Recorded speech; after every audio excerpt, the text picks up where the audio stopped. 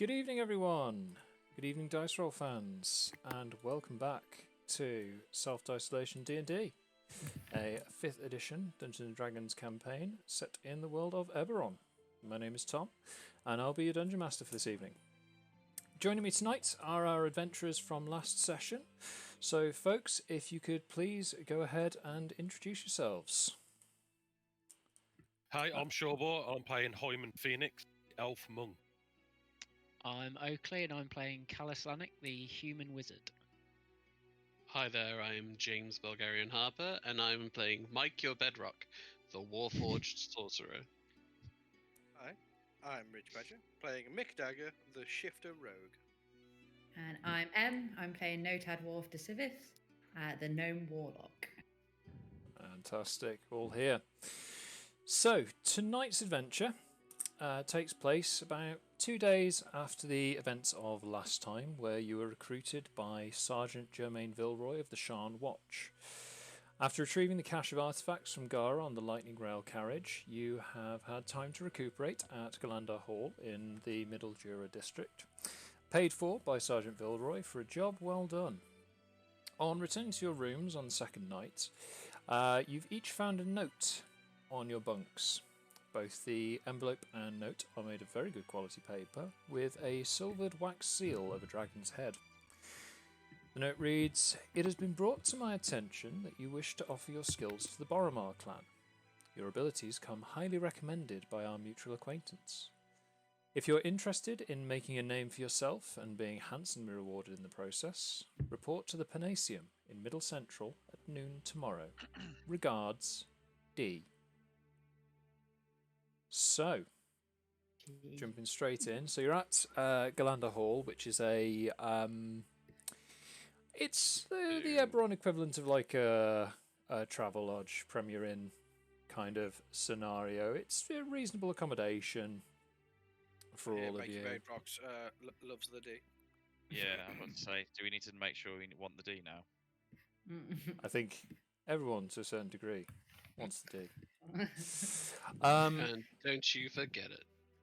Might be tenacious for it. So, what are you guys up to? Let's go through. So, Mike Your Bedrock and Heiman Phoenix. What are you guys up to this morning? It's about sort of 8, 9-ish. Well, I'm doing my usual morning routine of cleaning my master's feet. Of course you are. And I'm doing my morning routine of spectating. Fantastic. Kallus, what are you up to? I am just reading and making sure that my spellbook is spotlessly clean. Excellent. Mick, what are you up to? Getting up, getting dressed, making sure I've got all my weaponry ready, right where it should be, heading down for breakfast. Fantastic. And Notad? I'm going to be trying out some different moves with the 3-dragon ante. Bit of Queen Gambit style. Playing Okay. a game on the Very head. nice. Okay. Oh, Fantastic. fuck off. So you all make your preparations for the day. There's the buffet.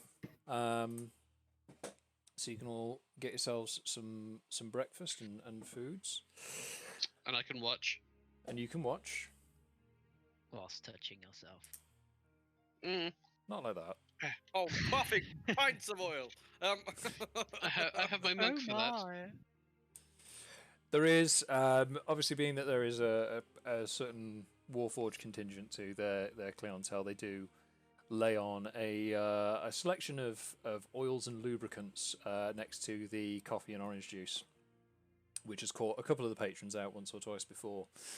But as otherwise, it enables you to perform some sort of publicly acceptable maintenance, shall we say, just the odd joint greasing and such.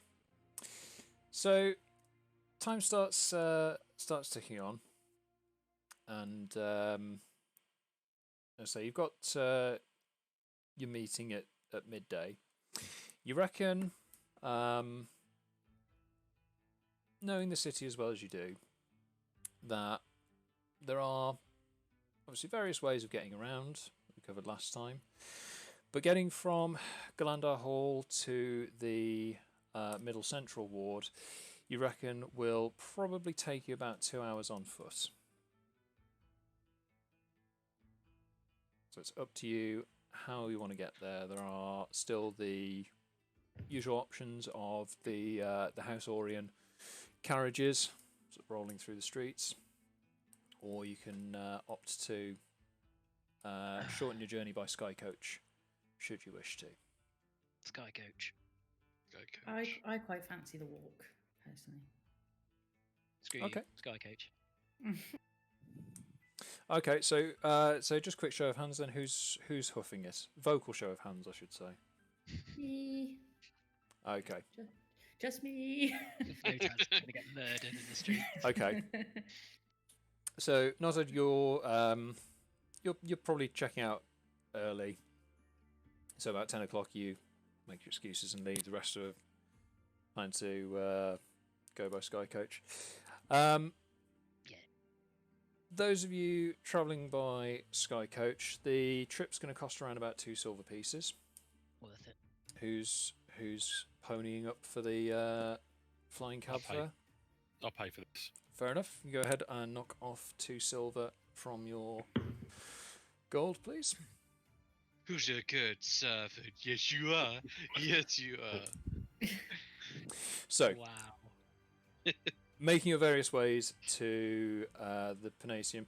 The Panaceum is, you are all aware of the name, but not necessarily having seen the building up close. You're aware that House Jurasco, who are one of the noble dragon-marked houses in Sharn, operate a number of healing houses, almost like day spa facilities throughout the city.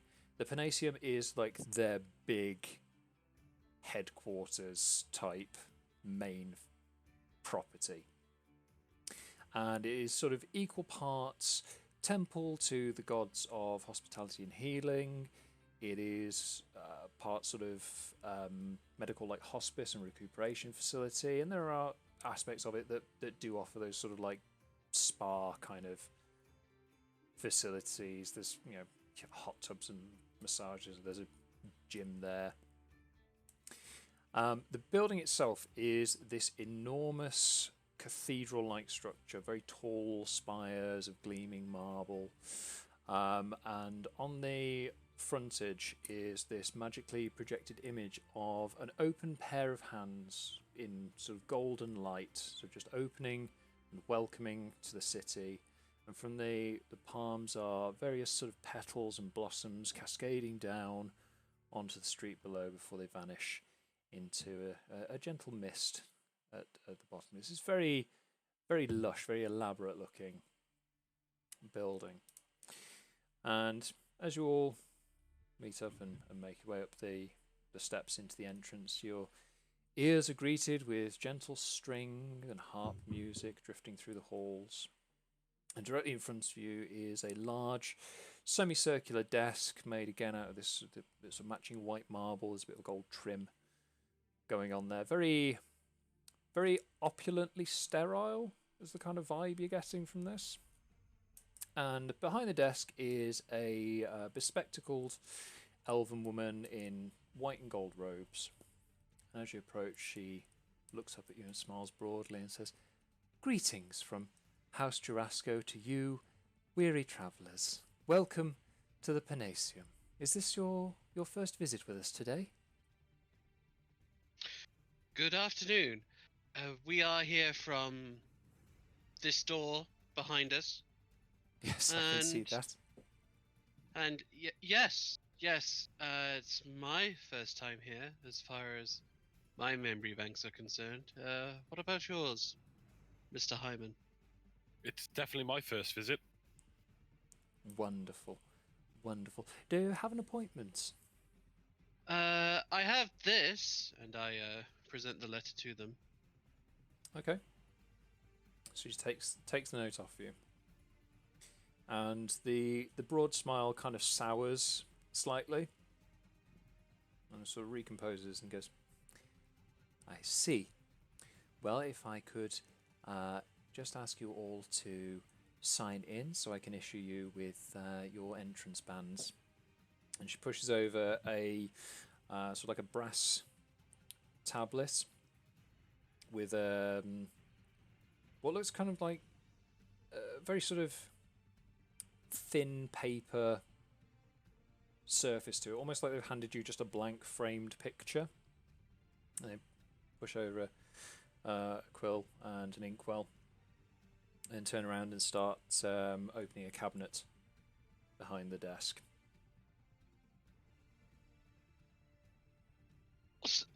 What's this for? Sorry. Oh, sorry. We do require all guests to sign in, and then we can issue you with one of these entrance bands, just so we can keep an eye on how many guests we have visiting at any one time, should we need to evacuate the building in the event of an emergency or any such situation. Just mainly for your safety as well as for our own safety. See, and what sort of sign should be appropriate? Like a sign of exclamation, a sign of Oh, I'm sign terribly of sorry. a sign of hope. If you can just write your name onto the tablet there, that would be sufficient. My name, but that's not a sign. No, I just need you to sign the sheet with your name. Use the quill and the ink and sign the sheet. Oh, this is all terribly with your confusing. name. Heiman! Maybe just put an X. Heiman! Yes, master. Can you solve this human thing out for me? This is really quite draining. Christ. Someone slapped the Warforged. If anyone slaps the Warforged, they'll have to come from me first. Worth I'm gonna it. walk up and write MD and walk off. That's fine. As you write your initials on there, you see that the ink sort of shimmers slightly and then stretches out to read your full name in a sort of more uniform print. I see. Mr. Dagger, here is your entrance band. She hands you a little, like a sort of round disc fob on like a chain, and just sort of holds it out towards you. So if you can just present me with your wrist, please. I do just need to make sure these are fixed to each guest individually. Number 165. There we go. And she just clips the band onto your wrist.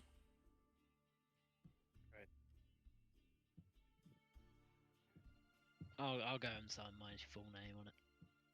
Excellent. But I would also like to cast Detect Magic to see what these things do.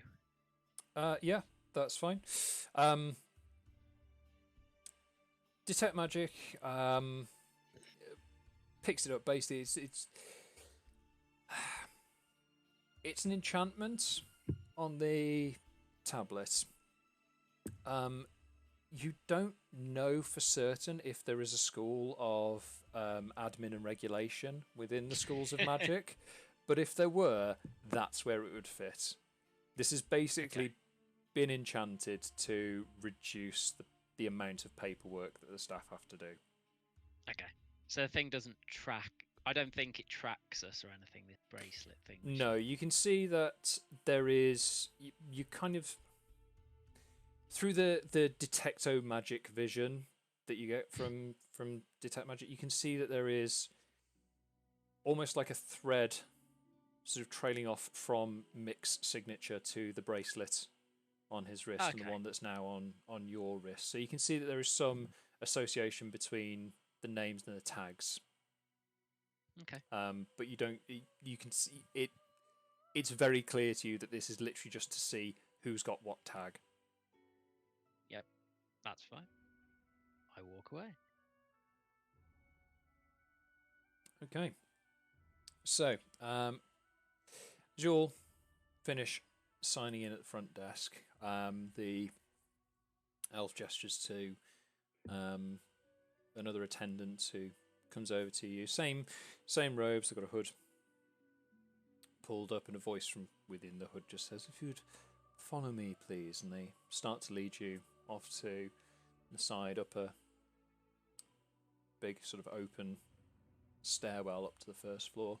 As you're going, you can see various peoples of different races moving around. Some of them wearing like dressing gowns, some of them are sort of like reattaching accessories and making their way towards the exit. There's this sort of steady traffic and sort of ebb and flow of people just sort of milling around, using facilities, moving on.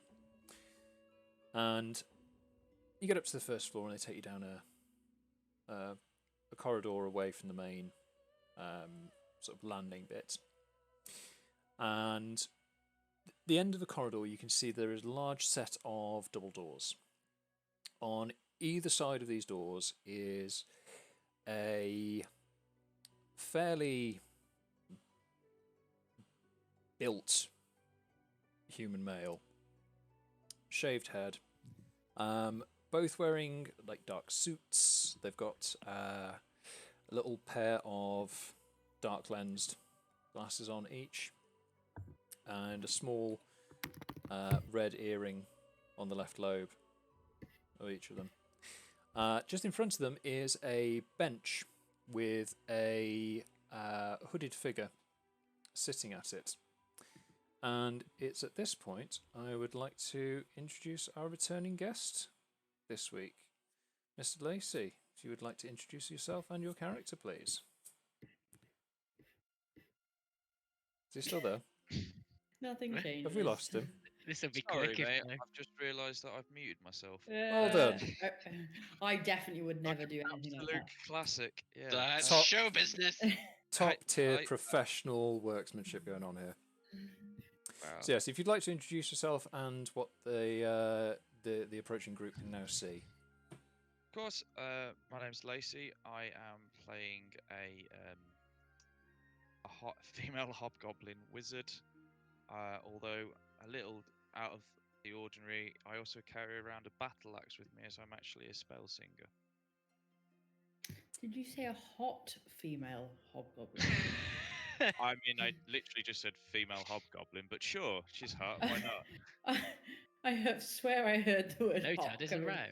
through it. No, it was. I thought Christ. he specifically described it as hot. Roll for Why not? how you doing.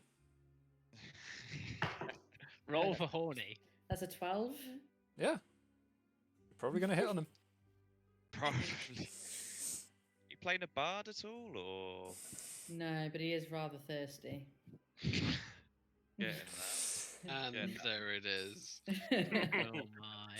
So as you approach the doors, the attendant says, I believe this is the remainder of the guests that you were waiting for, addressing the guards on the door, who open the door and gesture the whole group of you inside. The attendant turns and makes their way back down the hallway.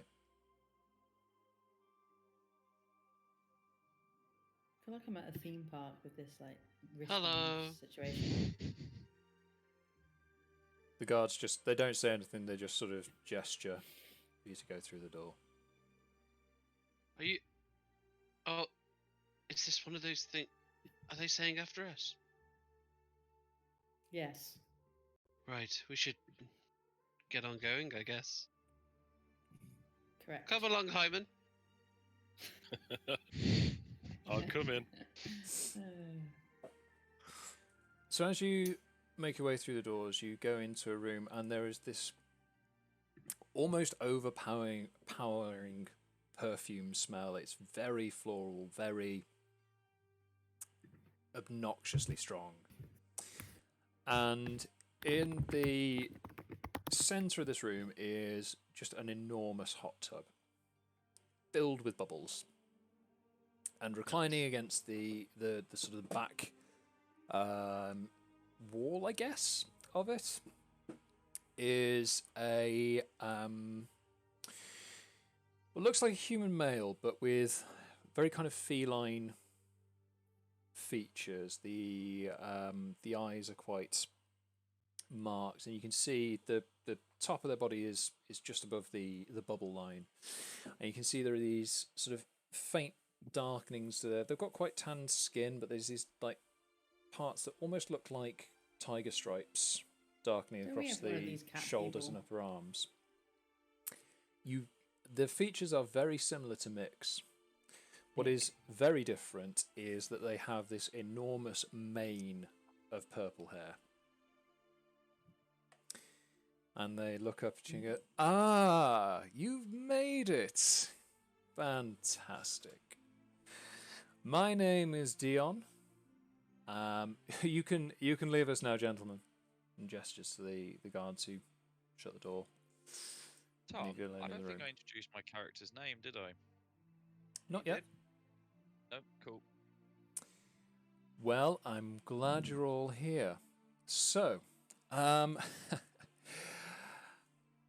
understand you're all looking for work with the Boromar Clan. Is Sure. Ilra here? Illyra, Yes, that's our my beloved guy. matriarch. She's not, but I'm glad you asked. You see, my primary role is recruiting new talent for the clan. And at this point, they stand up and just step out of the hot tub, balls to the breeze naked. And as part of my role, they sort of stretch and start making their way towards a towel rack. I have also been put in charge of accommodating and entertaining the visiting Clawfoot Regiment during Illyra Boromar's birthday celebrations. Now, the Boromars have recently acquired some property in Upper Jura, an out-of-business nightclub, the Bountiful Vine, if you're familiar with it, which is in need of some work to put on an entertaining venue for the regiment whilst they're in town. I, of course, turn to you as our newest recruits to take care of this work.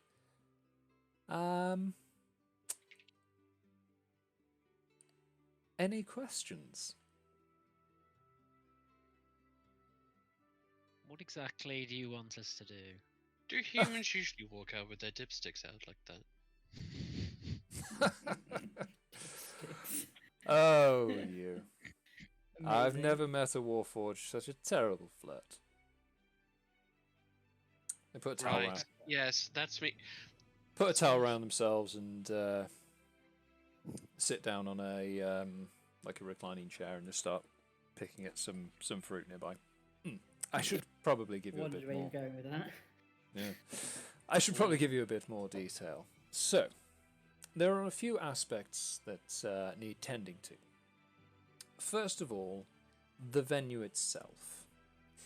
We acquired it as payment for an associate's gambling debts. Due to their lifestyle, the venue itself is in generally good repair, but does require some minor work and a little bit of a clean. I'm informed that there is still an on-site custodian who can assist in that matter, but the work apparently is too much for one dwarf. In addition to that, there are currently no libations or victuals on site. Now, whilst we have secured a sort of standard fare, the Clawfoot Regiment they're Illyra Boromar's personal guard, and they are particularly fond of a special brew that can only be made in their homeland of the Talenta Plains. Now, I ordered several crates to be shipped in some weeks ago, and it is unfortunately stuck in customs with one particularly overzealous and, let us say, not too friendly official there. So we would need the crates freed up and moved to the venue. The final task I have is collecting some musical talent for the opening night. Now, Illyra and the Clawford Regiment themselves are particularly fond of a halfling folk band calling themselves the Trenchcoat Troubadours. Now, it has come to my attention that the band arrived in Shan a few days ago at Terminus Station by lightning rail from Rote. Since then, they appear to have settled themselves down in one of the more illicit establishments in the Lower Memphis Plateau. They would need collecting and bringing to the venue. All of this I need done by tomorrow night. Preferably before 5 o'clock. Right.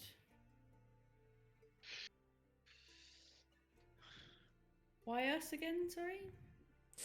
Well, the 5 of you I was made aware of by our common acquaintance Sergeant Vilroy, who says that you can be relied on to get a job done. Miss A Druke job, here. perhaps, but this here sounds like menial work. Yeah, I did kill not me here while gain murdering. sentience just to be bossed around Oh, God. by some thing with a mane to do chores again. I understand. It must be very different from you.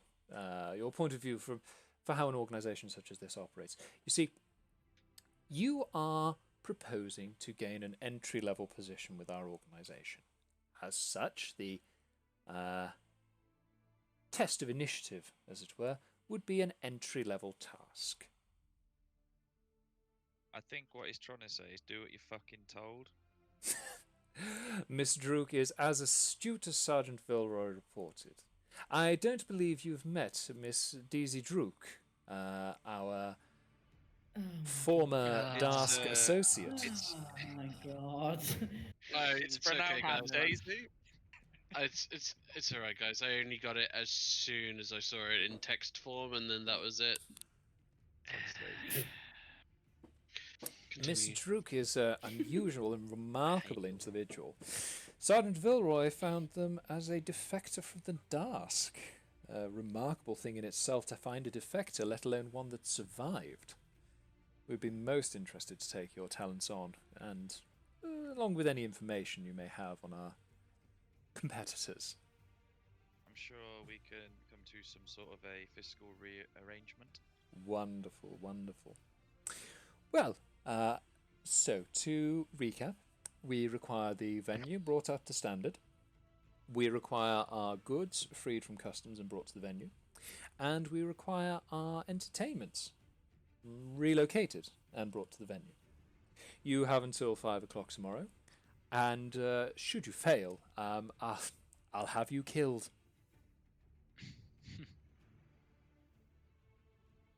Cool. And if you fail, we'll have you killed. Ha ha ha ha ha ha ha ha ha ha. I admire your bravado.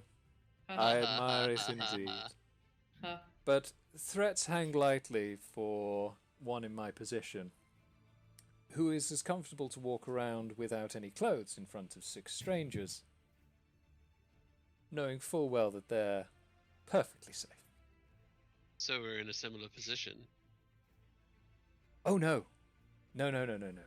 If you fail me, I shall have a hit squad kill you in your sleep. Oh, I thought we were talking about clothes again. How well guarded is this person? They're currently just sitting on a reclining chair in a towel. And More than me. there's no obvious defense around it. Make me an insight check. Insight check. 21. Okay. So you look at the group of you. You've all arrived, Kick it. fully armed and armoured. And you look at this guy. They're reclining on a chair in a towel, eating fruit, and showing absolutely no sign of concern. Dionysus That guy. in itself throws you a little bit off edge. It's like either they have got something that I'm not seeing and don't want to see, Yeah. or there is a distinct advantage here that I've not noticed. It's in every show us. Oh yeah, they straight up got out of a hot tub and walked naked past a group of 6 armed individuals with like not a care in the world. Okay, I'm going to take his threat seriously. And I will make a go for the alcohol at the customs. Okay. I'd quite happily go get the band. Okay. I'll go and help get the alcohol. It was alcohol, wasn't it? I haven't just made that up. It was stuff. Oh, at goods. customs, wasn't it? Yeah. Yeah, goods, yeah. Yeah. Confiscated goods. Contraband. I'm assuming it's probably alcohol and more. Okay, so Notters, you're going to go and collect the band. Mycure and Kallus are going to see about releasing the drinks from customs. Who's going to take a look at cleaning up the venue? Surely the robot should be doing the menial work. He's gonna get bitch slapped now, isn't he? Tread carefully. So, you're gonna do it?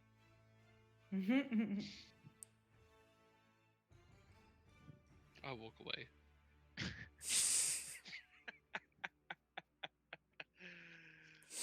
Of course you do. Mage hand slap him. Well, I'll join Mage hand collecting the musicians. What was that? Sorry, line broke up a little bit. I'm going to join the collection of the musicians. Okay. So this No means Tad and Heiman. Hell you are yeah. literally leaving an assassin to tidy up a bar. Yep. Yep. An assassin This is gonna go swimmingly. and a wizard. An assassin thief, instead of collecting people or stealing alcohol, I've got to clean up a bar. Well, Correct. as the only person I actually know here, I'll help. I'll help Mick Dagger. Okay. No worries. Just So, scowl at them. I'm just going. okay. Just carry on walking. Don't worry, friend. I'll help you. Seeing as the menial task robot refuses to act properly. Okay then. Very So, robotist. let's All I'm start saying off is that he with. doesn't have a soul, is therefore not a real person. We'll start off with Team Stop It and Tidy Up. So, Mick and Daisy. Mick, you would be familiar with the location for the Bountiful Vine. It's one of the places that you've tried casing before, and you know that there's nothing of value in there. Everything that could be lifted has been like taken and sold by the owner. Takes you, I was going to say, getting there. It's going to take a little while. How did you want to travel? Are you going by foot, by coach, by sky coach? How far is it from the spa we're at? So from the Panaceum to Upper Dura, that would be about 2 hours on foot. Epidural. Upper Dura. We go via the fastest method, so car or sky, whichever. is faster. Okay. So hiring a sky coach is going to cost 4 silver,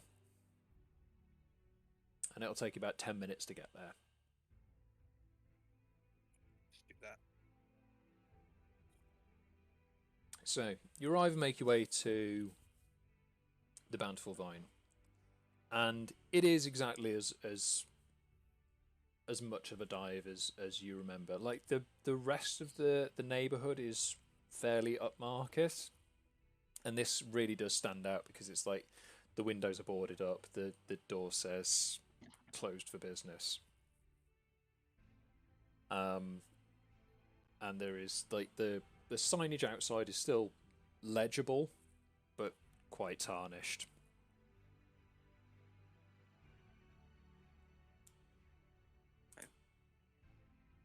So, you said there's meant to be a custodian there. Yes, yep. Dion said that there is a like an on-site custodian. So we just hammer Look. on the door until someone answers. Okay. It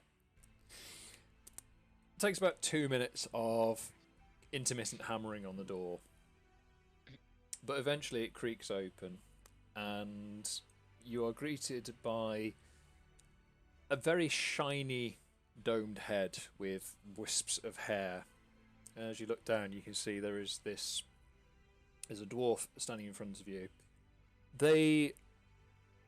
If skin could look like it's seen better days, this would be it. They are, like, dwarves have got quite sort of rugged faces anyway. This looks like it's been rugged and then acid washed and then aged. They've got this long greyish white beard with like tobacco stains around the sort of mustache and lip area. They've got a quite dirty linen shirt with a sort of like leather jerkin over the top of it, worn leather boots. Do you speak dwarf at all?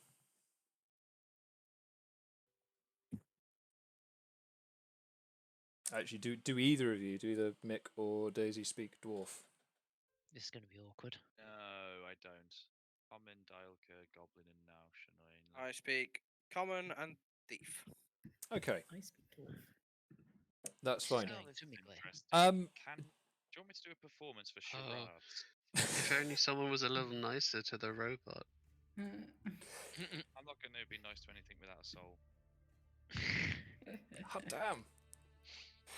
So this face looks up at you, Mick, and you just hear this unintelligible grumbling from them. Just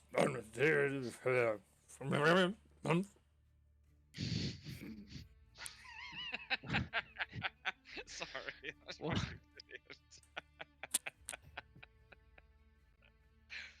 it's an awkward moment, and then they go. Can I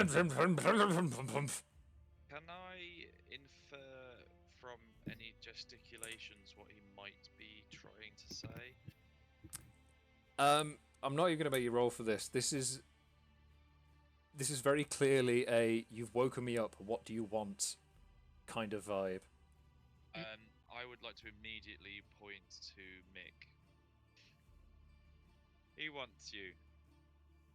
I'm just going to say the name Leon and then motion Slowly. cleaning place. Slowly and loudly. Leon, clean. Just kind of make a sweeping sort of mopping sort of motion. Leon, It's Dion, yeah. Because it's Yeah. Dion nice, this guy. whatever. He just starts Venison. motioning for you to come in. Opens the door a little bit. As you look inside, the place is, again, like structurally sound. Very dusty floors, very dusty surfaces.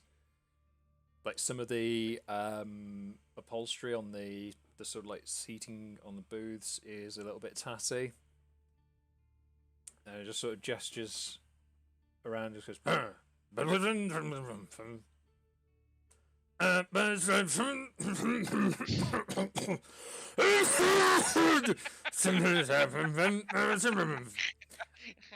And at this point, they're pointing towards the rafters. Oh god. This is look up. beautiful.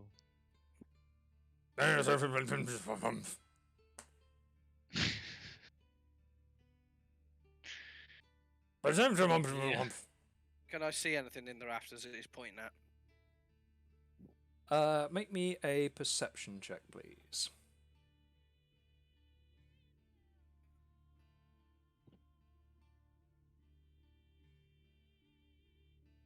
14. Okay. So yeah, as you look up, you can see that there are what you initially thought might have been like pigeons or crows or something in there. You can see like these little imp-like figures that look like they're made of dust, just sort of scuttling around and like flipping you off and just making rude gestures at you. And what you initially thought was like wind moving through the upper reaches of the room is actually them just sort of like, they've got this very sort of wispy kind of noise to them, almost like someone's muted a snake hissing. At which point the dwarf goes,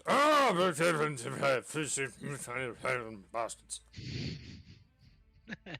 Just immediately gonna walk around, open all the doors and windows. So Okay. we get some more light in and some more air in the place. Yeah, it's much lighter, and you can see them much more clearly now. Looking up, there's maybe 2 or 3 of them dotted around. They just keep bouncing from rafter to rafter, and again, all they're doing is just literally just giving you the business. They're just like nudging each other, laughing, pointing, rude hand gestures. The dwarf just kind of look. Dwarf's looking up at them and just sort of reciprocating in the same way. I'm just gonna point to the bow and then point at them and mention to the, like, sort of try and gesture to the dwarf. Has he got anything to shoot them with?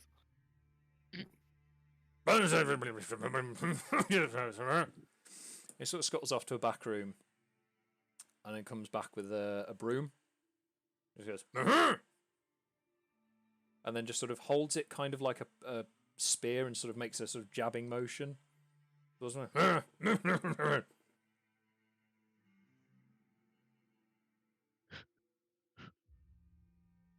I'm just gonna look at Daisy and get. Fuck knows what he's on about. Let's just shoot the fucks. Oh god. Oh god. I'm not saying that this is ill-advised so much as insane. He's gonna set the place on fire, isn't he now? If we set the place on fire, I don't think anyone's going to be particularly happy. Who mentioned fire? I said shoot them. Oh, well, I know loads of fire spells, so Oh god. just putting it out there. Do you not have anything that you can use other than fire? Why don't you do it? I can freeze them There we go. So with a knife. I'm gonna instantly draw my bow and just start taking shots at these things. Okay. Make me a range attack roll with your bow, please.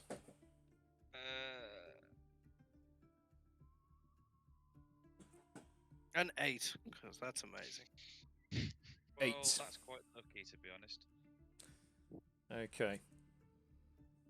2 seconds, because I forgot to check what you were trying to beat. Because there we go. An 8. Were you Yeah, not expecting us to do something ridiculous? the bolt just goes sailing past, and the dust critters just sort of split to the side, and then they just point at you, and just just laughing, God, laughing at you. God for that.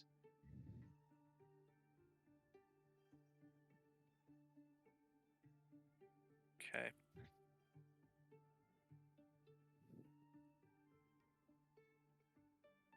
Trying to think what else I could do. I Do you think not have we any just- sort of wind spells to blow them out? They're fucking dust. I've got Mage Hand. Maybe try and Just grab sort them. of coax them. Maybe like try and like gently slap on. them out the way. You can certainly try. How about I go and stand in the middle of them, and as a cantrip, I'll use Sword Burst. Oh lord. Okay. I create a circle of spectral blades that sweep around me. All other creatures within 5 feet must succeed on a dexterity saving throw or take 1d6 force damage. How about that? Okay. I will say they are up in the rafters. Ah. So the 5 feet around you may well do exactly nothing. What if I run around doing it? What is happening? Like the Flash when he runs in a big circle. You but I've sent got an paper assassin around. to clean the place. That's what's happened.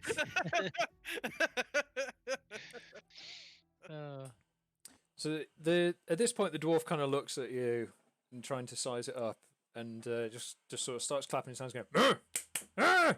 Arr! Arr!" trying to get your Telling me that- attention. I'm just surprised that he doesn't speak. I'm going to try and speak common to him and see whether he understands, because I don't think we've actually tried to do this. Well, we would be speaking in common to each other because I don't speak Hobgoblin and you probably don't speak whatever shifter. You're not allowed to say Hobgoblin. Only we can say Hobgoblin. That's our thing.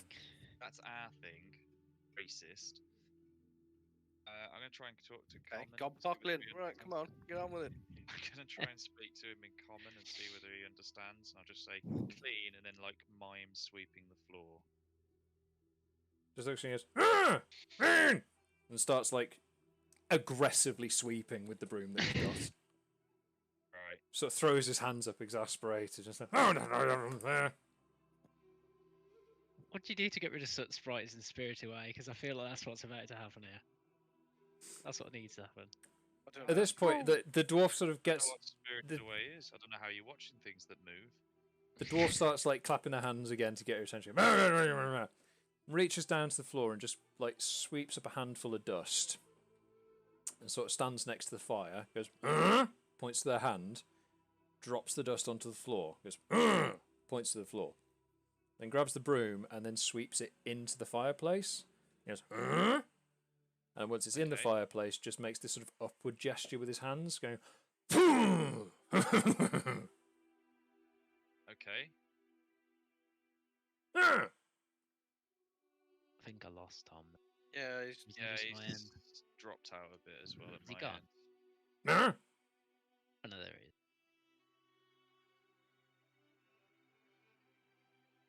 So he's just grabbed the handful of dust, dropped it on the floor, swept it into the fireplace, and then just sort of thrown their hands up, going. I think he wants you to set the place on fire. That's what he's saying. Okay. I will cast Firebolt, I guess. Okay. Ah, no, I can't. I didn't take Firebolt. Fuck. Is it a bit overkill to use Agonizer's Scorcher? Oh, A line of God. roaring flame, Probably. 30 feet long and 5 feet wide. The building catches Um, fire. You die.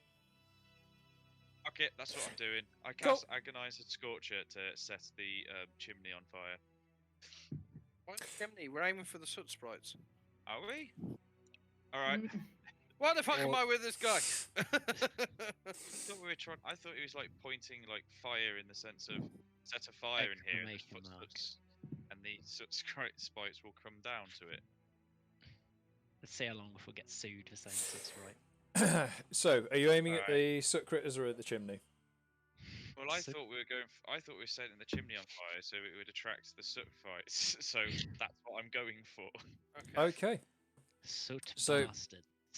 Let's have a look. Oh no. This is the first Was of it, 3 tasks and we've already set the building on fire. That's good. Can I? Is it too late to change my mind on the spell I'm going to cast?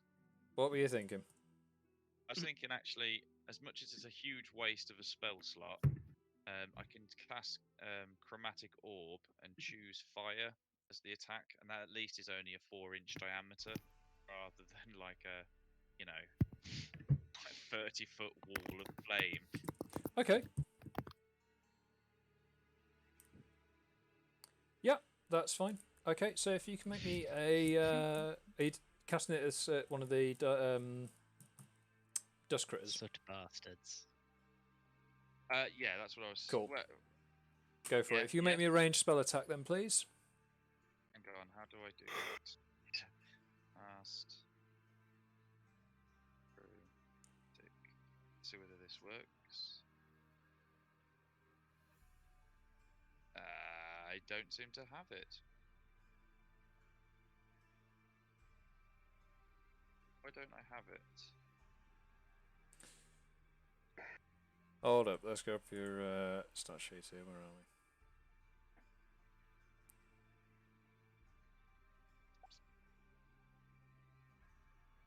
you prepared the spells. Oh yeah, I'd already done all that. It's more that I can't. That's why I'm just. So yeah, Okay. if you range spell attack, it's just a d20 plus 5. Oh, I know that, but I was trying to use your Avray thing. Oh, don't worry about it. Just roll a d20 and add 5 to it. Okay.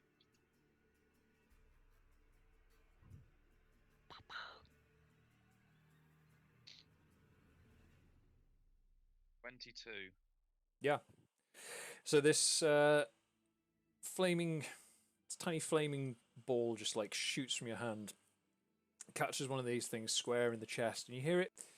Whatever the breathy equivalent of a scream is, as it plummets to the floor and just into a pile of dust. As soon as it does, you see this dwarf with an energy and speed you'd not anticipated grab a dustpan, run over, and just sweep this thing up and just chuck it into the fireplace. And then it looks back at you, goes, and gives you like 2 big thumbs up. Oh, I mean, I've only got another 3 of those, but cool.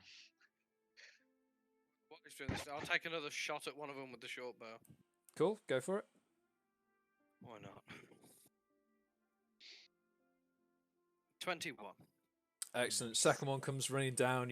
You see this dwarf like visibly like hop and click their heels together as they run over with the dustpan and brush and sweep them up and just chuck it into the fireplace. Looks back at you, goes, holds up one finger, and then changes to a different finger and points that at the dust critter. Okay. Shall I try and shoot it, or are you going to try and fireball it? I think it's a chromatic orb. I can just choose what hits it. Seeing as I'm wasting spell slots doing it, I think probably better if you shoot it because you can at least recover your arrow. Right, I'll try and shoot it again, which is a nat 20, 24. Oh Yeah, shit! this one doesn't even hit the ground. The arrow just hits it with such force that it collapses into dust and just trails down to the ground. And you can see the dwarf like sort of dancing and shimmying across in as best an attempt they can make to mock this thing. It's like So sweeps what them I'm up. getting is that the dwarf's now teabagging the Drust Spite's like Pretty much. dead body. Yeah, pretty much. So the last of them Okay. swept up and chucked into the fireplace. The dwarf pulls out this sort of quite miserable looking rolled up cigarette, puts it in his mouth, strikes a match, lights it, and then chucks the match into the fireplace. And again you hear the same mad screaming as the dust sort of coalesces and swells and just goes straight up through the chimney. You then turn back to the dwarf, who has from nowhere produced 2 additional brooms, holding them out to you. You're like, and that's where we're going to leave you guys. Okay. So, next up, we have got Team Band on the Run. Hell yeah! So, Notad and Heiman, you are tasked with retrieving the Trenchcoat Troubadours, who you know have arrived in town a couple of days ago. They were last spotted heading towards what Dion said was one of the more shady areas of the city. They have, like I said, they arrived by lightning rail, and he now knows that they're somewhere in Lower Memphis Plateau. So from where you are, it's again probably about 2 hours away on foot to that part of the city. Well, Uh, we know the gnome likes to walk. I'm game for whatever. Well, we can get a taxi. I will Sure. bear in mind that, Heiman, you still have the gnome papoose from last time. The what? Oh god. So when you encountered Gara on the Oh, train, in order to move yes. single file easily through the narrow train carriages, you fashioned a papoose to secure No, It's fair to your Oh, chest. All going screaming back. I had forgotten about that also. We'd all I feel shut like me it and, out of our minds. I Forgot feel like about it. it feels like me and the gnome are getting closer and closer. It really does. Okay, well, we're going to taxi it. I'll pay whatever the fee. Okay, cool. So that's going to be what's on, 1, 2, 3. So it's going to be about 6 silver by Sky Coach. Memphis Plateau is one of the nicer bits of Sharn. Again, it's still not sort of quite the upper class bits that you got to experience last time around the Unicorn Estate, but it is still, you know, reasonably well to do. Lower Memphis, however, is home to some of the more interesting night spots on there. Red District. Yeah. And after a while, a lot of the places here are designed to provide the same type of entertainment, but at a much lower ticket price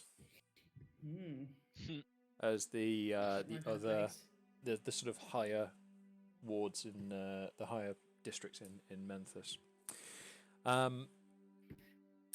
It is mainly filled with sketchy taverns, theatres ranging from fairly innocent sort of local Amdram groups to the sort of the more risque kind of art housey stuff.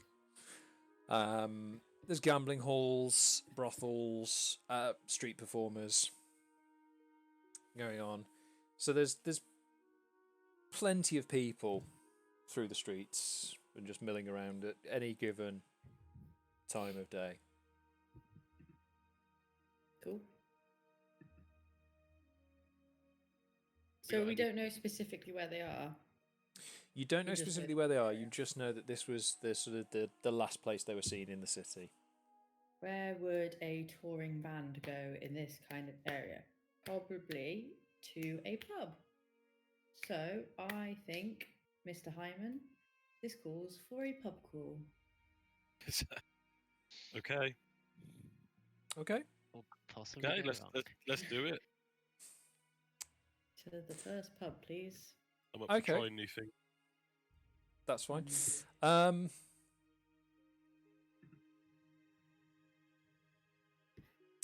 So, just make me a. What are we going to call this? Just if you can both make me a Constitution check, please. Oh no. I almost threw my dice on the floor. Oh, baby. Oh, natural 20. And I got a 22. No, I haven't. I Nice. didn't get 20. I was just reading yours out. Sorry. Oh. Bear with. I was going to say, if you both got that, this could be an epic pub crawl. No, I got a 6. Okay. Well, let's just say it's a good job that the papoose is on hand because after sort of trawling through about 4 or 5 pubs, Heiman is perfectly fine with this. They've been sticking to what the landlords have favourably referred to as water, whereas Notad, you've gone through. You're puddled, but you are I'm quite strapped swamped, securely into the papoose, and you're just kind of trying not to fall asleep on Hyman's reassuring pecks. Just like- like real life. You're like, Whee. you're just like, I'm not normally into this, but I could fall asleep here. This is comforting to me. In the process, you have found that the band themselves have been holed up at Mama Z's Mellow Mansion, which is technically a cafe, if anyone asks, but it is more realistically a Dream Lily den. Dream Lily being one of the major sort of narcotics in Sharn. It's located in the Firelight District, and you managed to find it relatively easy. People are quite happy to point you towards that, while sort of giving you sly winks and nods, just going, "Oh, just popping in for some tea and biscuits, are we?" Mm? You know it. When you get there, there is this very strong herbal smell billowing out through the doors. The venue itself is very dimly lit. There's lots of low cushions, booths separated off by these sort of like translucent silk curtains. Like it's not upper class, but it's like it's well kept. It's neat if cheap. And as you walk in, sort of on the door is a female goblin. At least you assume female. Goblins are a little bit hard to read. She looks up at you and smiles, and there's just like a couple of teeth missing, a couple of teeth gold, and just goes, Ah, welcome to Mama's Ears. How can I help? We're looking for the something troubadours. Don't wait. Trench coats. Trench coats. That was it. Oh, the Trench brothers, coats? yes. I figured someone would be along to collect them sooner or later. They've been here for 2 days. Right. Follow me! she just hops down Where from we the shall. stool. What And race is this lady? she's a goblin. She's a goblin. Okay. You walk through, and there's a lot of people just stoned off their tits. They're just sitting around, giggling inanely at just fucking nothing. A couple of them are trying to arrange beer mats into small houses. Yeah. And there's White and there's- out. one of them who is talking to their friend is clearly passed out, but they are deep in conversation about a fantastic business idea they've got. But seriously, you should hear this, because like no one's thought of it before, and they're totally going to corner the market on it, and it's going to make both of them incredibly wealthy. And are you even listening? Listen in, it sounds awesome. Just sounds awesome. You get to the back of the room, and there are GameStop. 3 halflings sat around a table, just sort of giggling and laughing to one another. One of them, each one of them's carrying an instrument. One of them's got like a lute.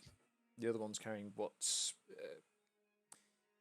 it's like a halfling scale bassoon, and the third one's just got like a large drum that just sort of absent-mindedly tapping away on. And at this point, Mama Z turns to you and just goes, Well, they're all yours. They probably won't be good for another 72 hours, but if you can take them home, that'd be lovely. 72 hours. Yes. What have they been having? Tea and The good stuff. biscuits. Right. Okay. Lots of tea and biscuits. Very strong tea. And very sweet biscuits. What if we need them to play a gig in less than 24 hours? What would you suggest? Then you should probably find some way to sober them up. With Or maybe find a an apothecary? priest. Okay. Would there be something like an apothecary? Is that how the hell do you say that word? Apothecary. Apothecary. Thank you. Was there some sort of potion that could undo this? Fight drugs with drugs? It'd have to be bloody strong. Okay. Maybe we'll look into that. It just sounds like someone from Labyrinth talking. Probably is. The Dark Crystal. Is it Dark Crystal? Yeah, Yeah, it is Dark yeah. Crystal. That's the voice I can get. It's making me smile. Keep going. Where's the goblin? I'm still here. There we go. It makes me Okay. feel like a child again. So, you need these lads sobered up, do you? We certainly do. Yes, please. Right. Shit. Alright, hold on. I'll see what I can do. Encounter tease.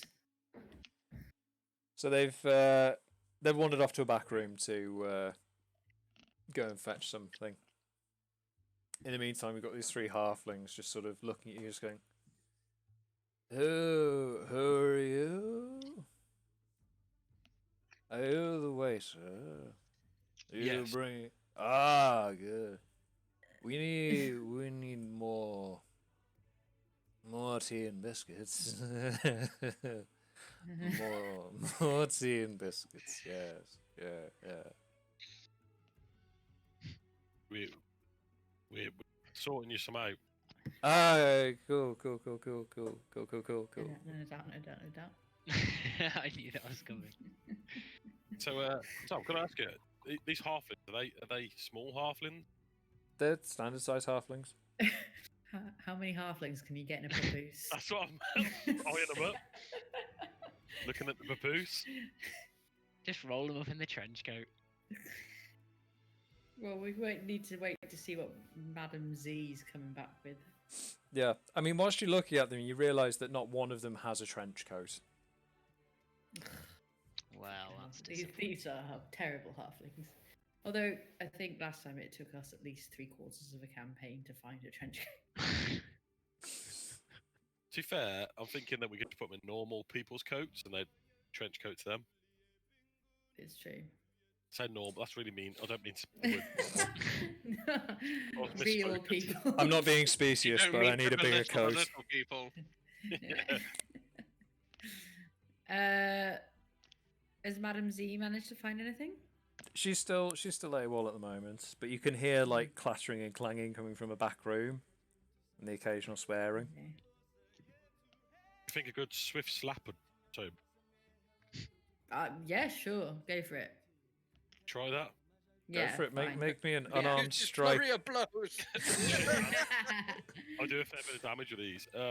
He's gonna kill them, isn't he? Just roll to hit for an Oh unarmed my strike. God, I'm he got aware a that you're 21. trying Alright. to. I rolled a 21. That's fine. Yeah, you definitely slapped them. I'm not going to make you roll any damage because the consequences could be fucking dire. Yeah, you slap the one. Which one are you slapping? Lute, bassoon, or drums? Bassoon. It sounds so awesome. Okay. So, like, they're partway through trying to play, so you just get this as they accidentally exhale way too much air into the instrument and just overblow it and just, like, look up and go, what? Damn it! What did you do that for? Oh, that wasn't cool, man. It wasn't cool. I'm gonna play a song now. Okay. I've tried punching it and that hasn't worked. I'm out of ideas. Yeah. At this point, Mama Z comes back and goes, right!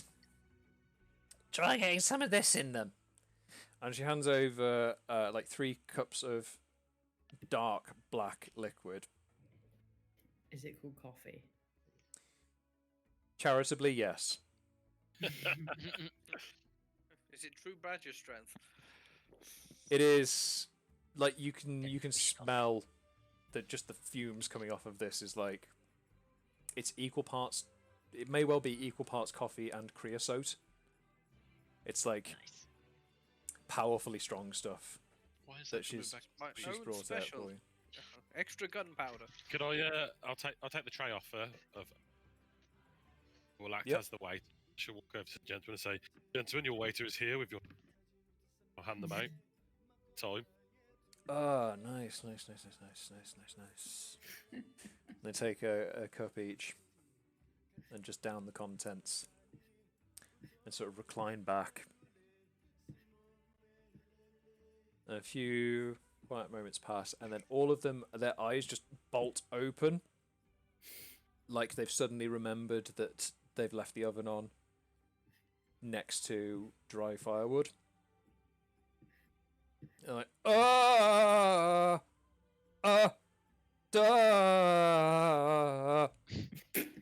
no, Great. and they're all just like looking at each other back and forth, and just sort of this like confused screams. Guys,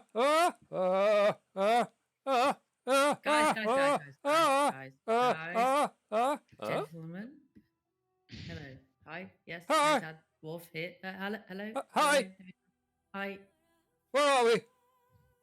You're in Who are a you? pub. you were a little bit high. What day is it? You have a gig tomorrow. Uh-huh. Don't know if you remember. Yeah. Where? Yep. Who? Okay. With what? With instruments. I can play. It just picks up the lute and just starts furiously picking a song out on it. Like it's Is it just Darude Sandstorm? Oh, that sounds kind it's of. not. I can play a song. It's see,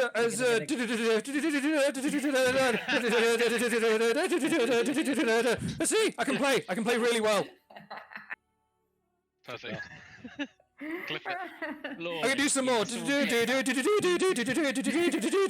Bassoon, go. Bassoon. There's a bassoon in this band. The drummer is there, just furiously slapping away. At the table. Yeah, There must be something like part table, part drum.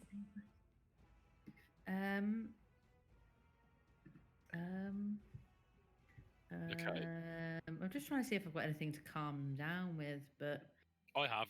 It's a swift, short slap to the face. try it again. Yeah, sure.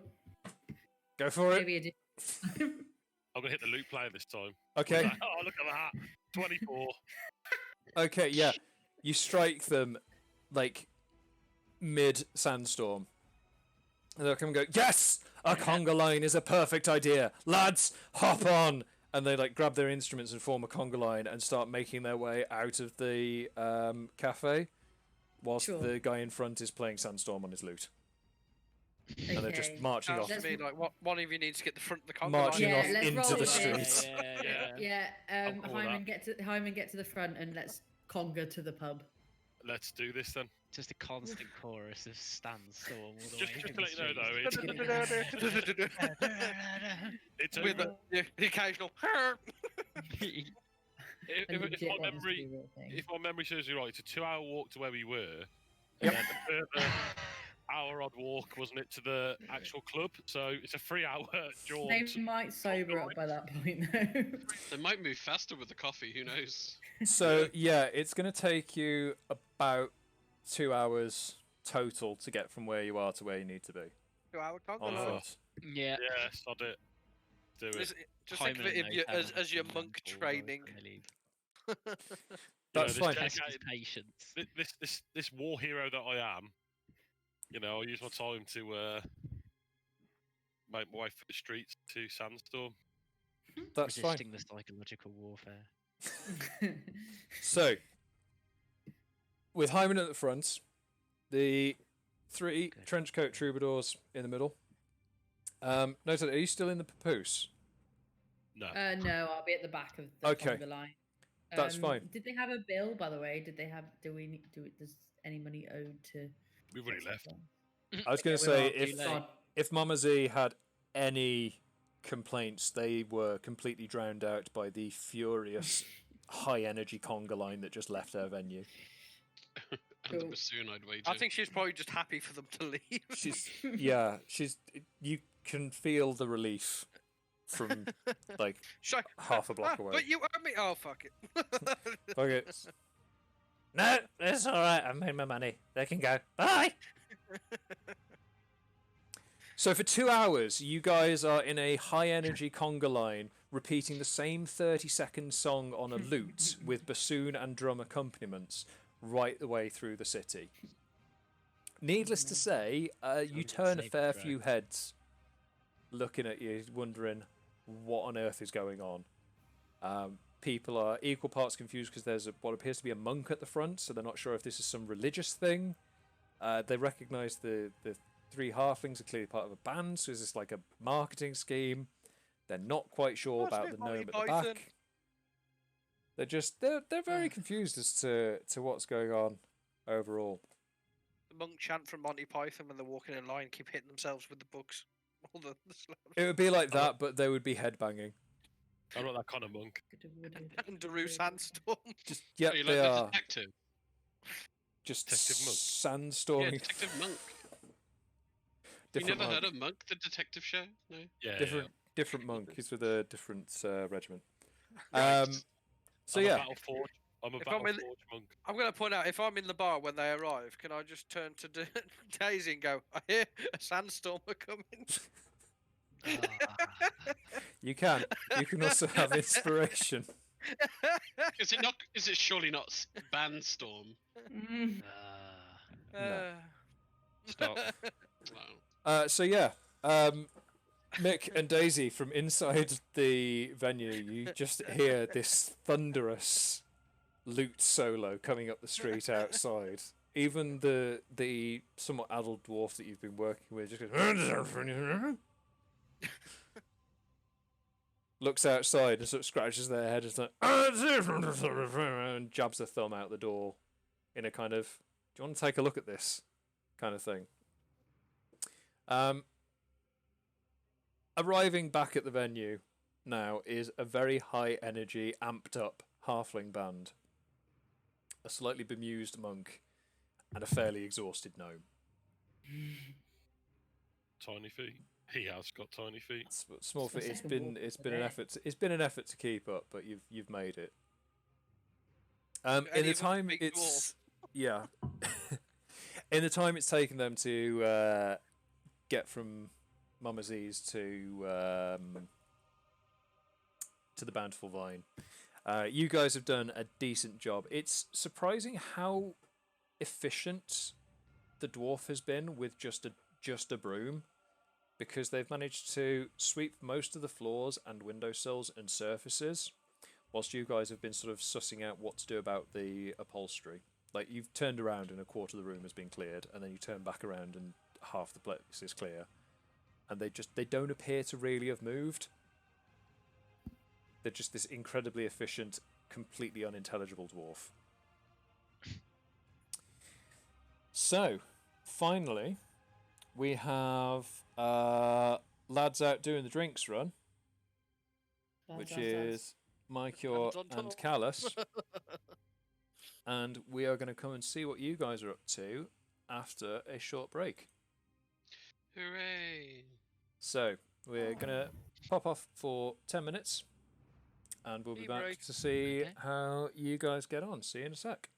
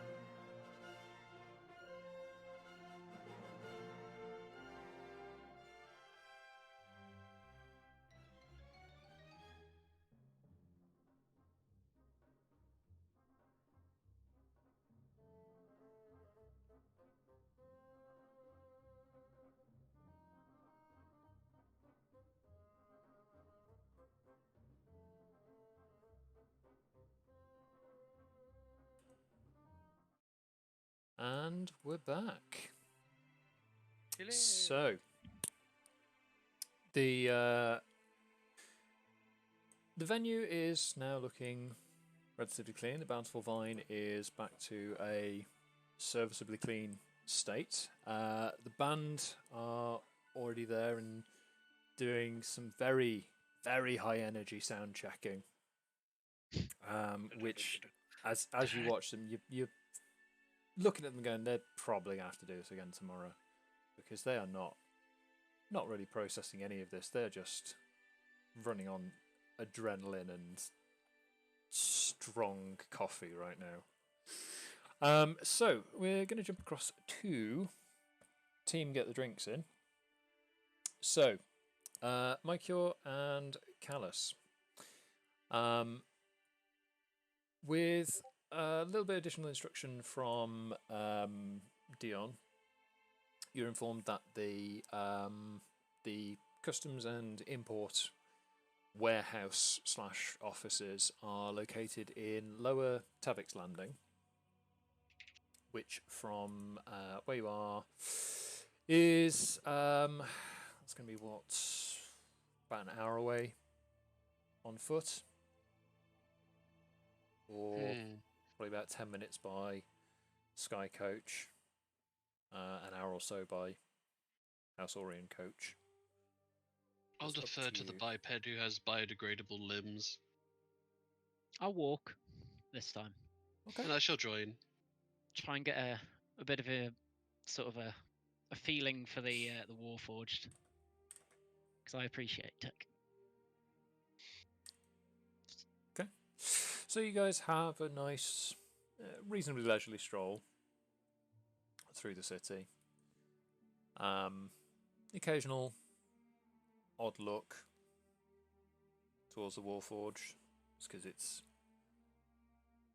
unusual to see one in the sort of more the more upmarket areas of the city that you're making your way through. But as you get to Tavix Landing and make your way down to the lower tier, because this is the main, this is the point at which the sort of the main roads come in and out of Sharn by land, and it is very busily populated. This is a very sort of mercantile district. There are a lot of street vendors and stalls set up and shops, people shouting and announcing their wares, and following the sort of main thoroughfare through, just sort of occasionally having to get out of the way of coaches and such, and you can see the occasional Sky Coach flying overhead, one or two large birds, and the occasional flying mount, the occasional hippogriff going overhead. And you come to towards the main gate leading out of Sharn, and there is this enormous warehouse with members of the Sharn Watch sort of milling around. There's a couple on guard at the gate. There's a big sort of open warehouse style structure to one side, where a cart's just sort of feeding in and out, being directed by members of the watch. And there's a sort of attached kind of like sort of more official office building with people sort of milling in and out through there, a couple of guards on the doors.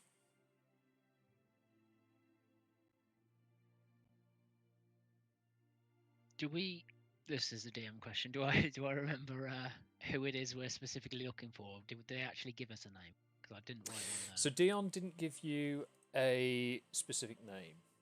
Okay. All that they No, it's Wolf. all that they provided you with was the fact that they'd ordered several crates to be shipped in, and the delivery is currently stuck in the customs office due to one particularly overzealous official. And I'm assuming they'd be addressed to the Bountiful Vine. Yes. Yeah. Okay. I'm gonna just head over towards the office and see who's about. Okay. Yeah, I follow. I go right up to the front desk and I'm like, "Hi, we're after some goods, please." There's a sort of rather weary-looking human behind the counter. Just kind of looks up and he goes, "I'm sorry, sirs, you're going to have to join the queue." And I point, and you realise there's like a sort of rope divider, and it's about 20 people deep, and every one of them is shooting daggers at you. I don't notice this, so I say, "But it's an emergency." It's an emergency. Oh, I see, sirs. Hold on. I sort of lean back and say, "Boss, we have an emergency request." And slightly older human female comes over and goes, "Gentlemen, I understand you have an emergency request. How can I help?" Well, hi. We're here for some goods, please. For the bountiful vine. I just For the didn't split it bountiful for him. vine. For the bountiful vine, yes. Thank you. One moment, If we please. could have them, that would be great. And they turn around and pull a big ledger off the shelf and start flicking through. All the while, the remaining customers who are just looking at you absolutely incensed that you've dared I to ignore jump them. to the front of the queue. And I am completely oblivious to this.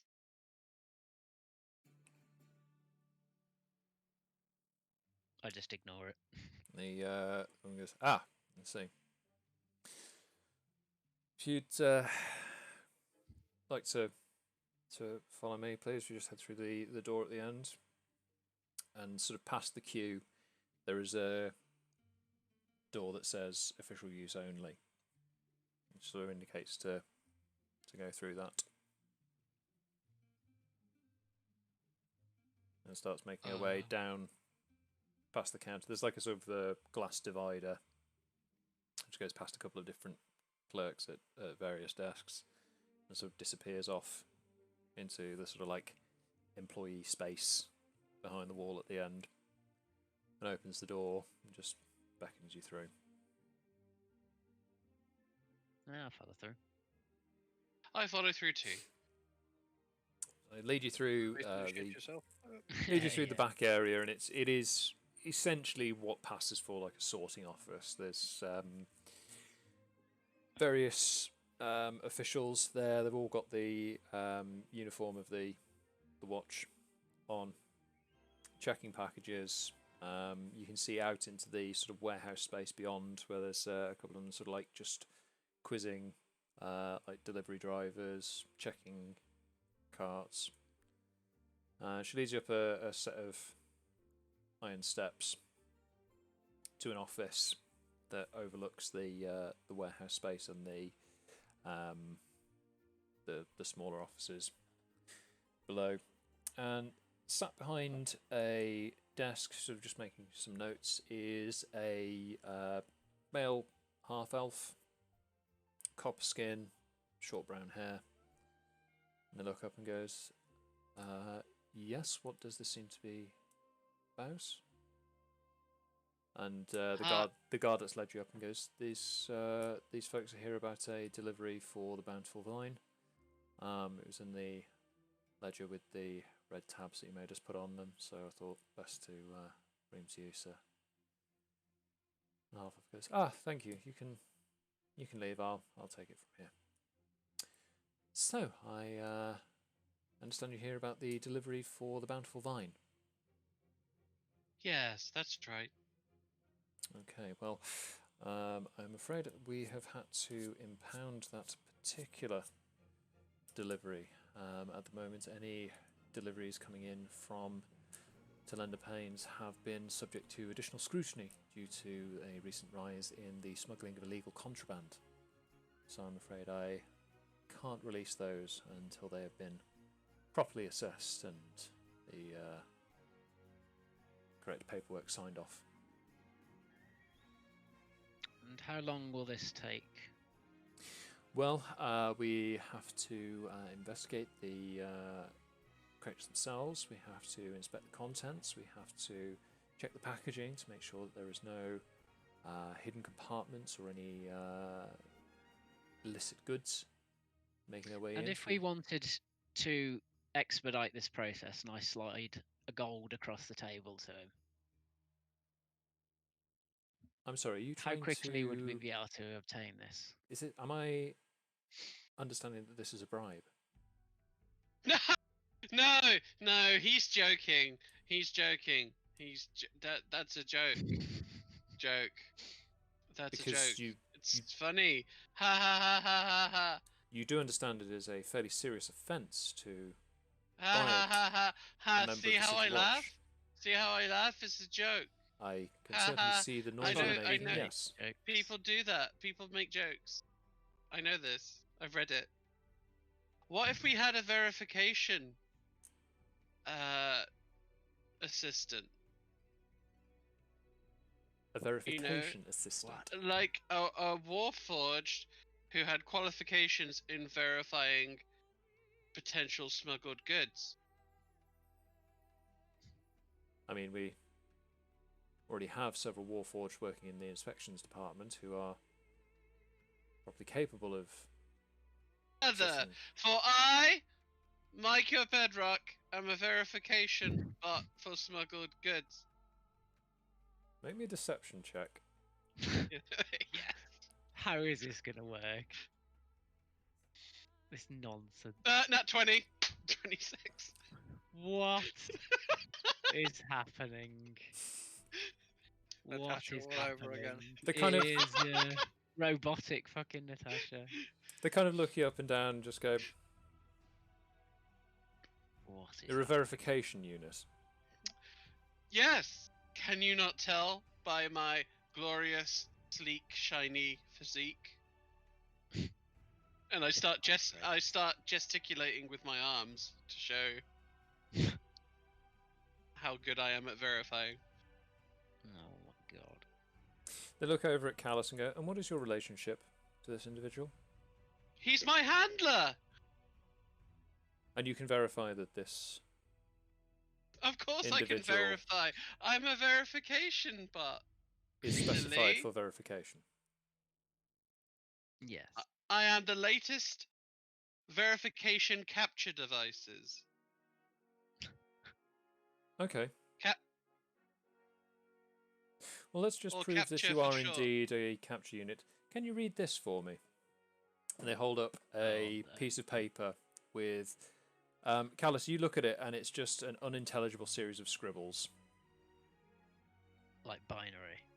It just looks like swirls and bits and pieces on there. You can't make out anything what it reads. Michael, you take a fairly close look at it and you can make out something in this sort of unintelligible scribble. Ha ha ha ha ha ha ha ha ha ha ha ha ha ha. Oh, what is this? Human play?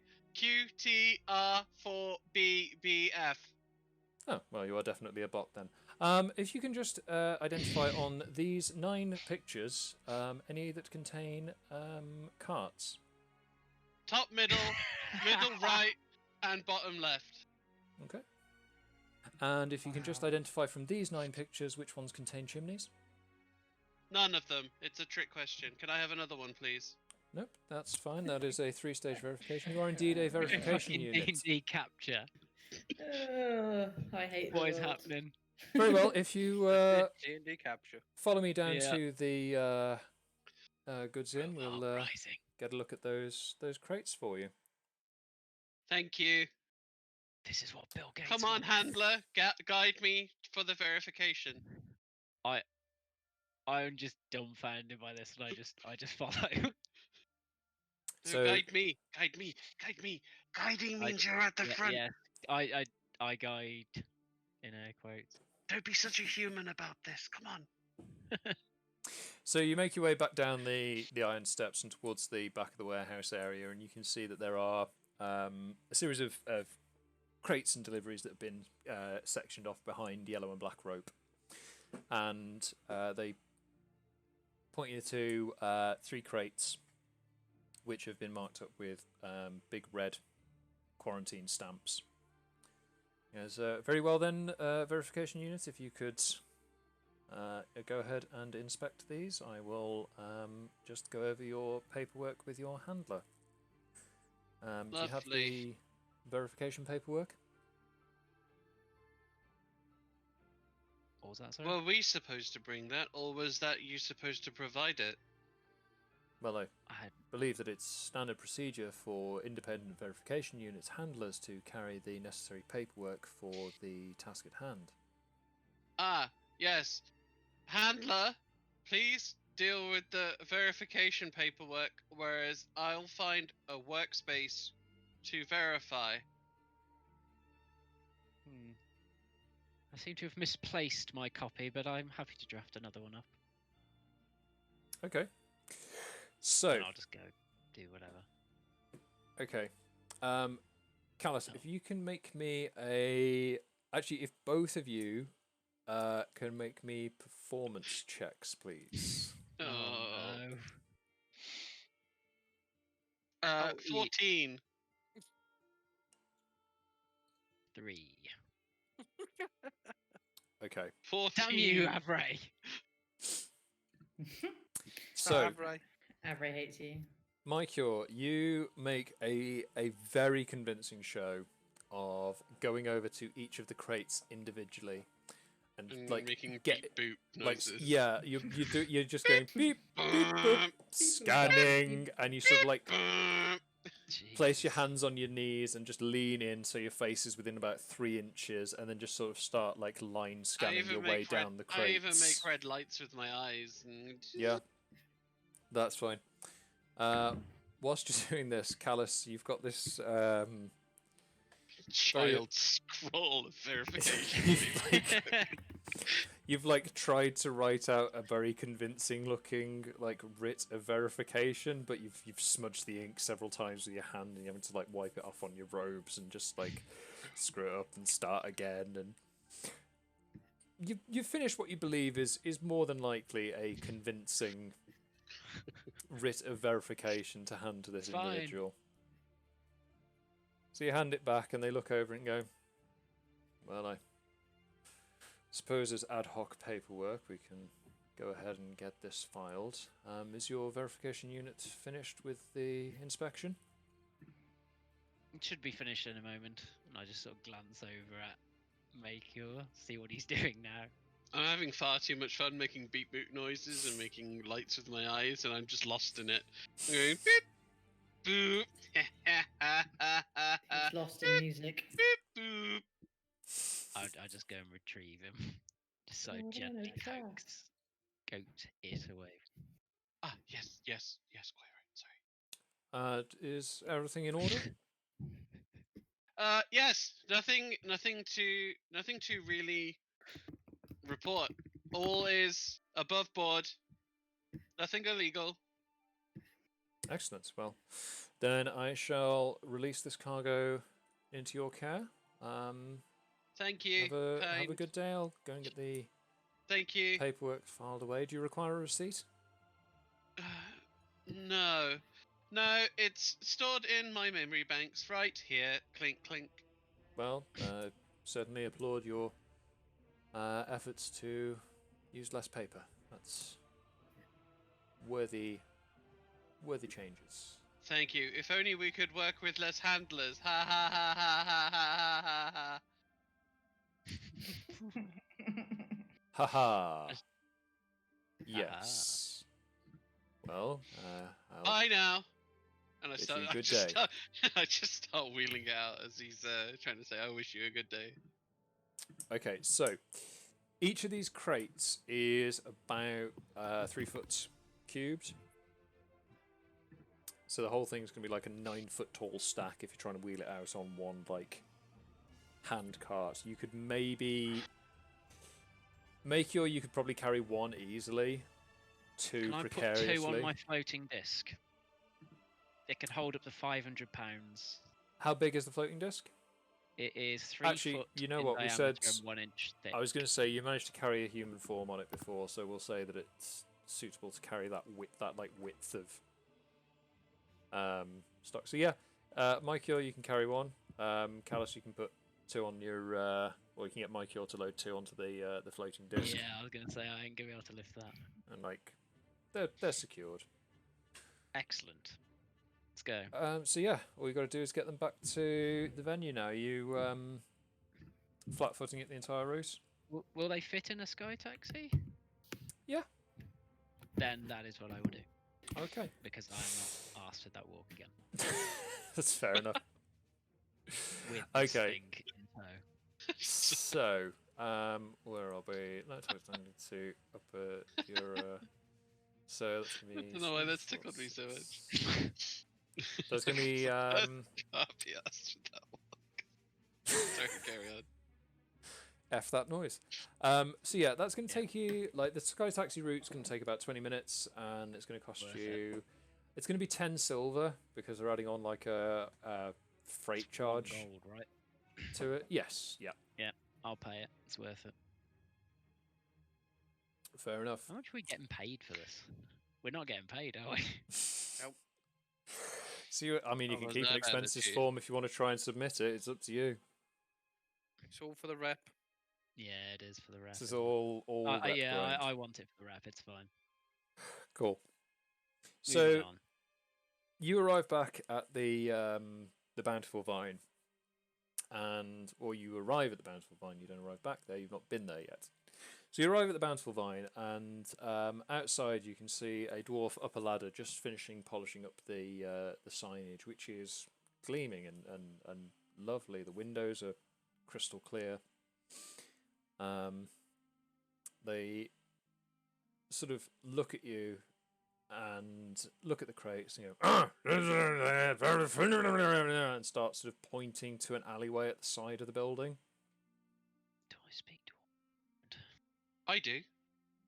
You speak Dwarvish? I speak Dwarvish. Okay.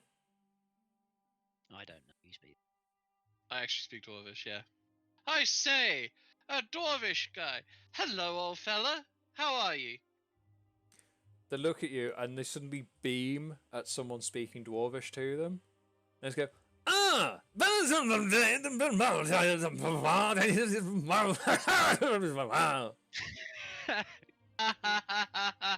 I have no idea what you're saying. Where are you? Where are you going? I don't know this with an accent. Why don't you try using your arms and legs, you old little ball of beard?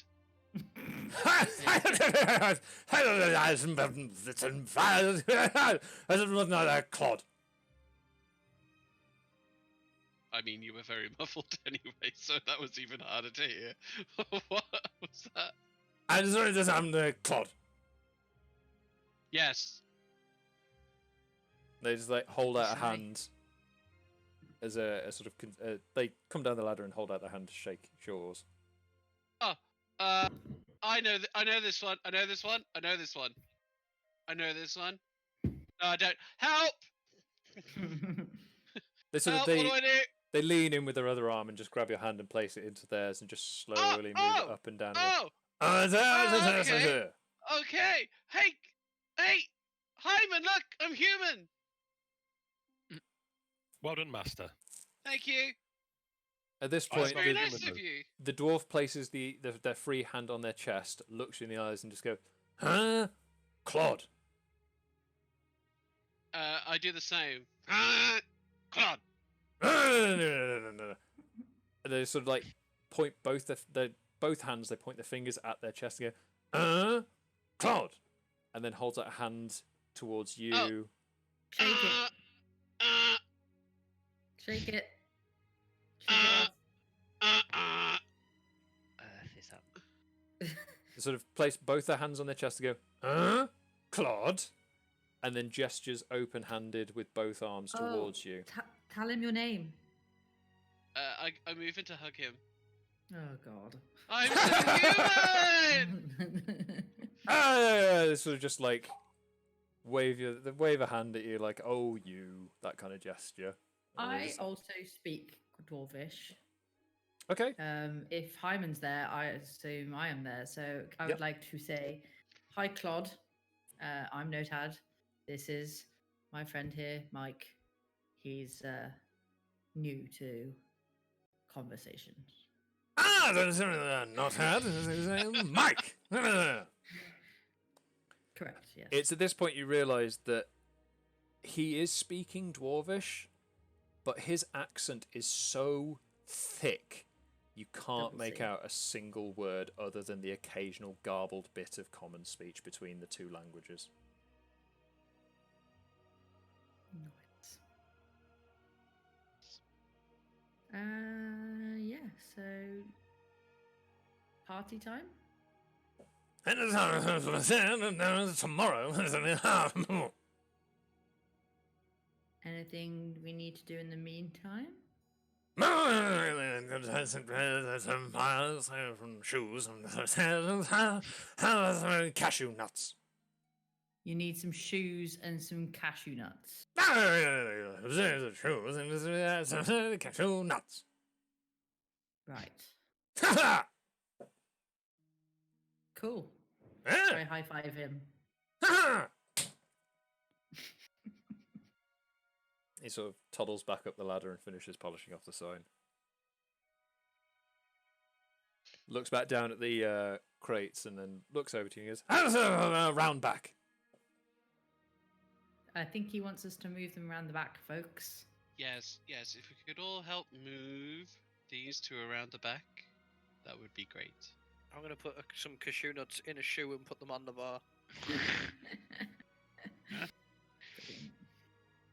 I've put you whatever go. they want on top of the disc and start moving stuff.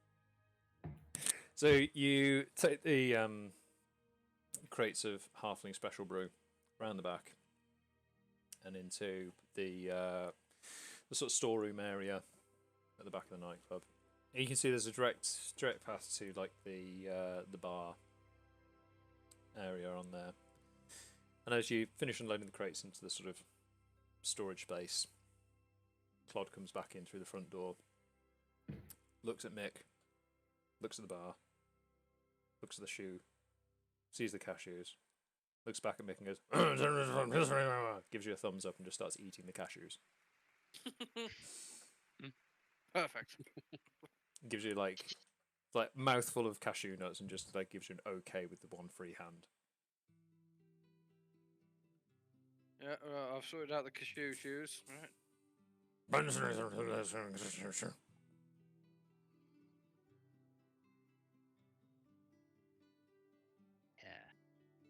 Yeah. Okay.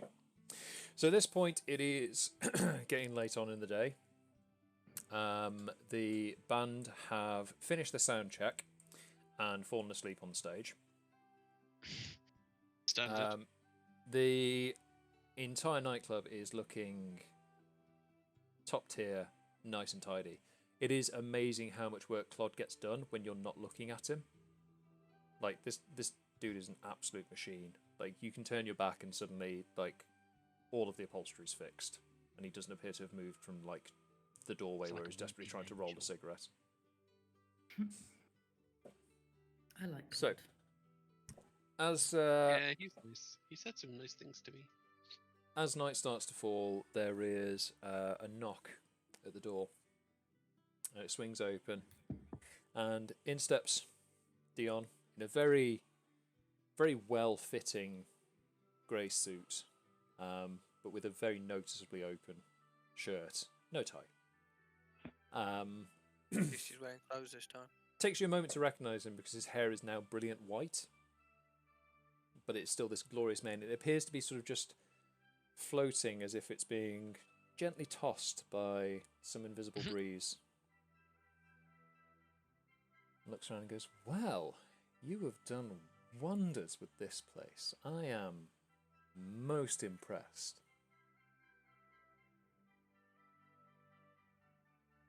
Thank you. You're welcome. So, I trust everything is in order for tomorrow night's festivities. Oh, it's going to be popping. Oh, I have no doubt. Popping. Did we get things that pop? Did God. Well, what's popping?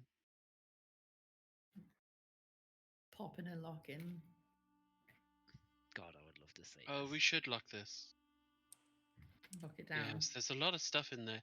Those boxes were full of very dangerous things. oh, don't worry. The halfling special brew is completely non-volatile after the first 12 hours. It's perfect. right. Originally, it was the sort of the first day or so it was on the road that I had real concerns. Once it was in the city, I knew it was absolutely fine. I see. I see. Well, Okay. I can see everything is in order here. And you'll be pleased to know I shan't have to have any of you killed. You've done marvellous work, and allow me to be the first to welcome all of you to the Boromar Clan. At this point, Claude just sort of peers up from behind the bar, mouthful of cashews, goes,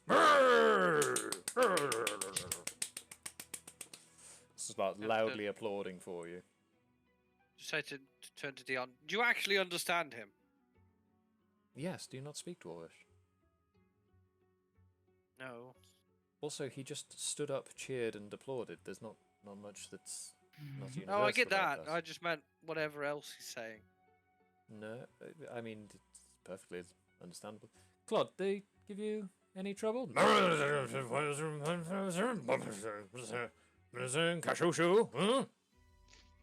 Well, I see that Claude is impressed with your work, and you've managed to find his favourite treat. Yes, he likes shoes.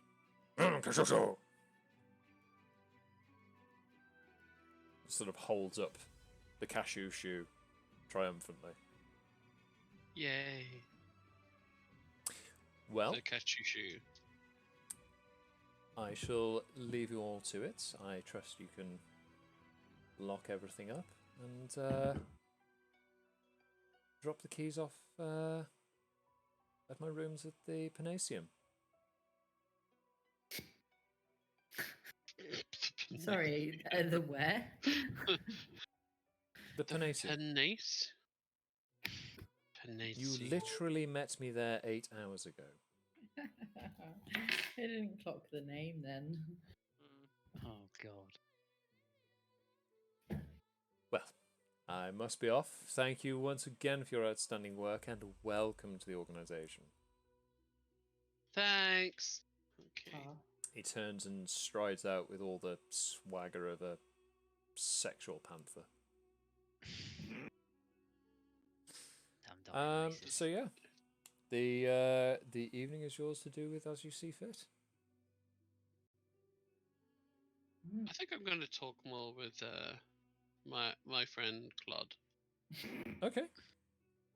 So Claude's currently at the bar, Okay. just stuffing his face with cashews from the shoe. They've almost run out. He's really having to get his hand into the toe at this point. Understandable. I would too. So yeah, I'll just have a conversation with him.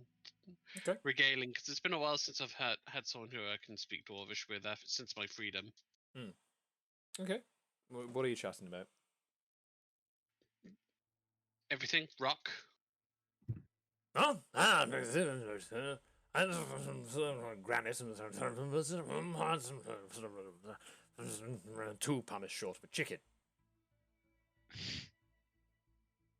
Yeah, I hated the fact when Granite just kind of cut like raw chicken. It wasn't fun for anybody involved. Lintel crashing down on the head. That's the worst. We lost a lot of good Warforged with that when the lintel just went down. Always caught us by surprise because we're never looking for our heads. We're just, Arms everywhere. Yeah, we do that. We move fast. Whoop, whoop, whoop, Mhm. doo. Mm-hmm. Yeah. And we go.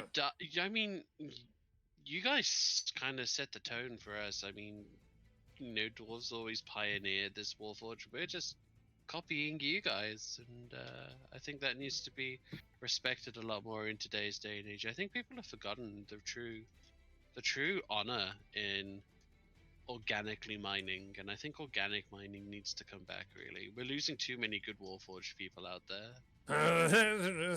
First one under the mountain. They do say that. I haven't heard that saying in quite some time. Oh, Claude. What are the rest of you up to whilst this is going on? I'd like to go gambling. Okay. I'll be honest. It doesn't take much to find a decent gambling venue. There's literally one next door. It's labelled up as Jenny's Totally Legit Coin Arcade. Do they have games of cards? They do. Yep. The name Coin Arcade is a bit of a misnomer. A misnomer.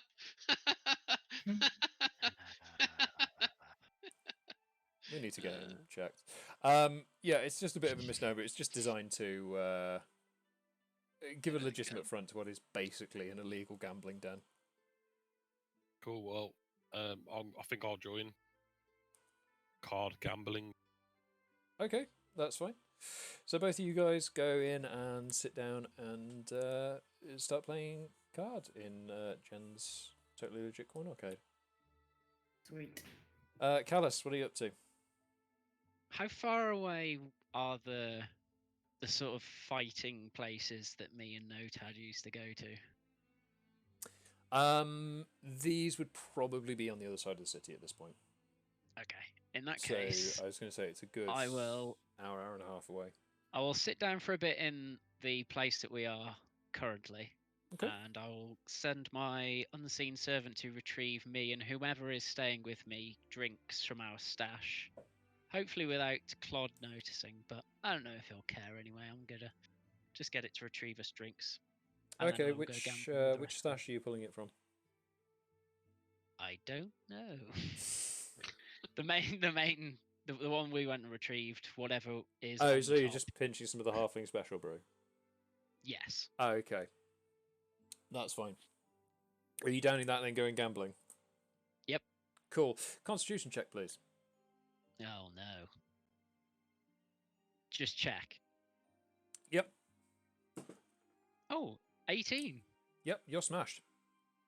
Damn. Halfling special brew, a concoction which, may I note, is legitimately considered a mining explosive for the first 12 hours of its creation. It knocks you for 6. You make your way into the gambling place, but you're not in a good state to make any sensible bets. Am I talking loudly? Loudly and slowly. I just come and put my arms around whoever's in there and start talking slightly too loud to them. Okay, so Michael is chatting away with Claude. Heiman, Notehead, and Kallus are in Jen's Totally Legit Coin Arcade next door, laughing at Kallus, who is proudly announcing how they don't have a full hand. I don't have 5 aces. Snigger. Daisy and Mick, what are you guys up to? Far are we away from any sort of green or wooded area or anything like that? Quite a distance. You're in a very, very much urban scenario. There's like, as far as greenery goes, there's the occasional window box, and that's about it.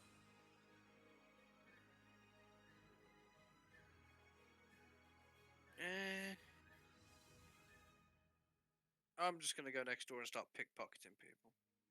Okay. Oh, Make me a sleight of hand check, please. This can only go terribly. Let's go. 7, because this thing hates me. Okay.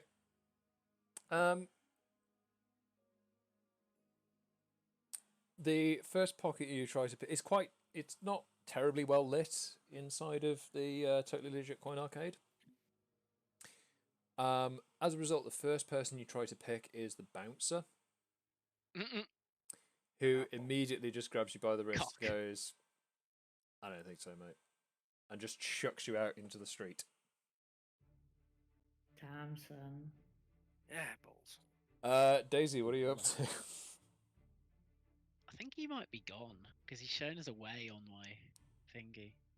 Lacey, that is. We'll assume that Daisy is Putting the shutting bins out. He's at putting the the bins bar. out. Yeah, she's putting Yeah, the bins out. yeah. Very good. Putting the bins out at the bar. Oh, sorry, I'm still here. I just did the usual trick of muting myself and then carried on. Well talking. I done. thought, no one's Classic. listening to me. Yeah. Classic. So Daisy, after you finish putting the bins out at the bar, what are you up to? There was you cleaned up a lot of rubbish today, so they do need to go out. I was going to say, I'm going to chill. Fair enough. So you're sort of sat at the bar, just kind of watching this conversation going back and forth between Mycure and Claude, and you're just like, I have no idea how either one of them understand one another. Sounds like nonsense to me. Mick, as you are chucked out into the street, you collide bodily with another figure who looks down at you and just says, "Ah, Mick, how's it going?" Oh shit. I'm gonna ask the question. Do I recognise this person? Just make me a straight intelligence check. Oh, come good. on, be fair. Because I am amazing at intelligence. Oh man. I just tried to pickpocket a bouncer. Can 10. Can I try and sort of jog his memory as a bit of a I don't know how I can do it, but try and You're give in him the a bar hand. and I'm outside. No, so you're nowhere near at this point. Ah, no, but I assumed he'd come and ask me. That was all. I think No, he's he's still literally in just the been moment. thrown out of the. So you're in the Bountiful I'm not the Vine. brightest of persons. He's next door at the Totally Legit Coin Arcade and has just been thrown out through the door into the street and bumped into someone. Oh dear. And it was 10 the intelligence check. You don't recognise this person at all.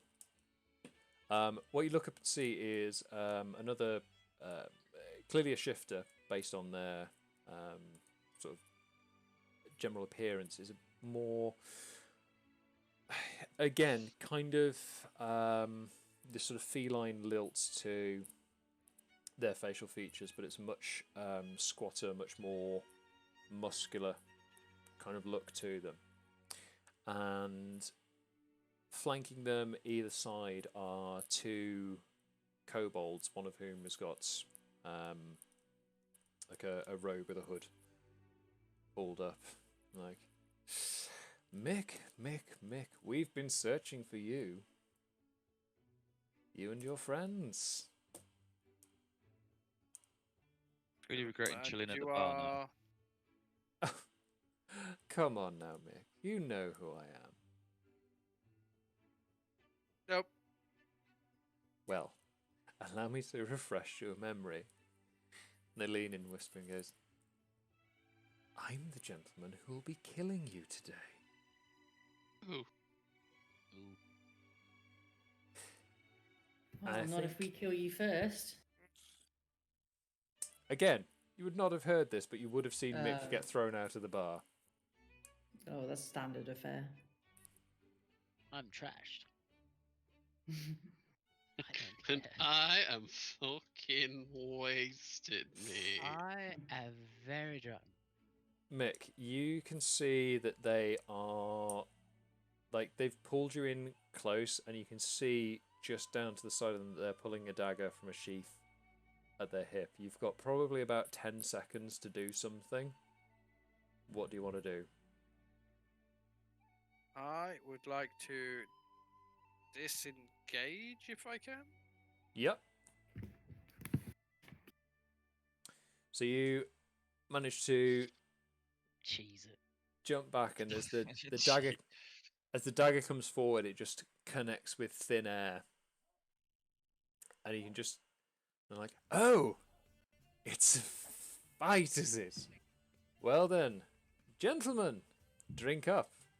And you see each of the kobolds pull out a little flask filled with red liquid, and just How much down noise it. is this making, Tom?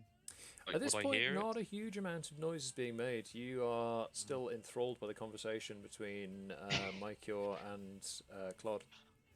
Yeah, I thought you were going to say that. Similarly, Heiman, Knothead, and Kallus have not noticed anything other than Mick getting chucked out of the bar, out of the coin arcade. Yeah. Would they perhaps even share a good old chuckle with that? At this point, Mick, I'm going to need you to roll initiative, please. Oh shit! I don't know Oh, whether we dear. can go and help him. I I'm can't think of a way stop to get using this there. fucking thing. You don't know what's going on. How can you help what you don't know? That's Yeah. exactly what I'm getting at. I have no can't intention help. of helping. I'm trashed. What I'm saying here is, I'm fed up of using D&D fucking Beyond. It's screwing me over. I got 7. Okay. Oh shit. Oh, Sometimes it's bye, not great Mick. to go first. I mean, it's all right. In real life, there are backups. I don't know. Can you shout to us or something? Right. Oh, come on. Why is this not doing what I want it to do? Why you do these?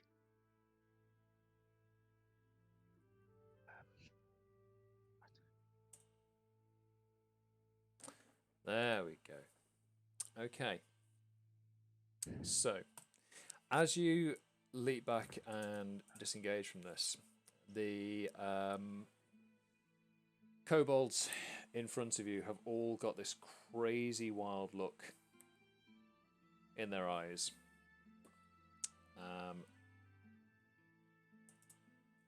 Let's have a look. Need to do.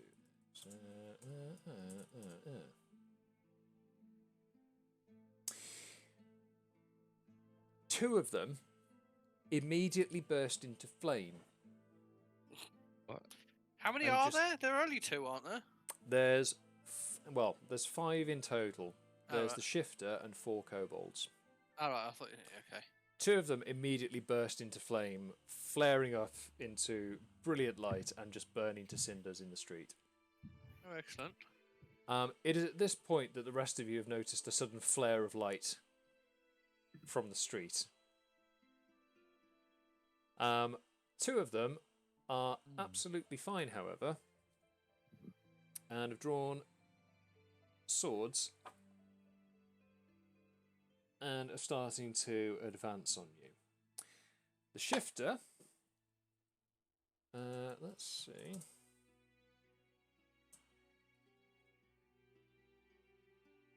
Just sort of takes a deep inhale and snarls at you and starts advancing on you with the dagger. It is now your turn. What would you like to do?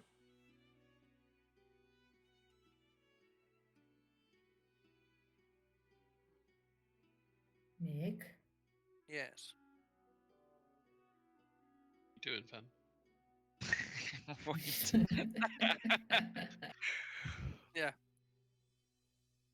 I am going to shift Yep. to start with. Okay. So becoming more feline-like. Yep. And then sneak attack the one that's come closest to me. Just lunge for them. Okay. That's fine. So that would be the shifter at the front. If you could roll to hit, please. Oh, fuck that bullshit thing. Use That's your proper 19 dice. to hit, yeah. Nice. 19. That definitely hits. Roll some damage. So, You get crit if they don't attack. No, because it's not a surprise attack. Oh. I just get extra damage on them. Don't So think are you you do. like, are you using like your shifting as a way of confusing them? Why do you get surprise attack? No, sneak attack is because I'm an assassin. Oh, Basically. sneak attack. Sorry, I Yeah. thought you said surprise attack. I I was trying to work shift- out what the hell was No, going on. if I surprise them, I get even more damage, but I didn't.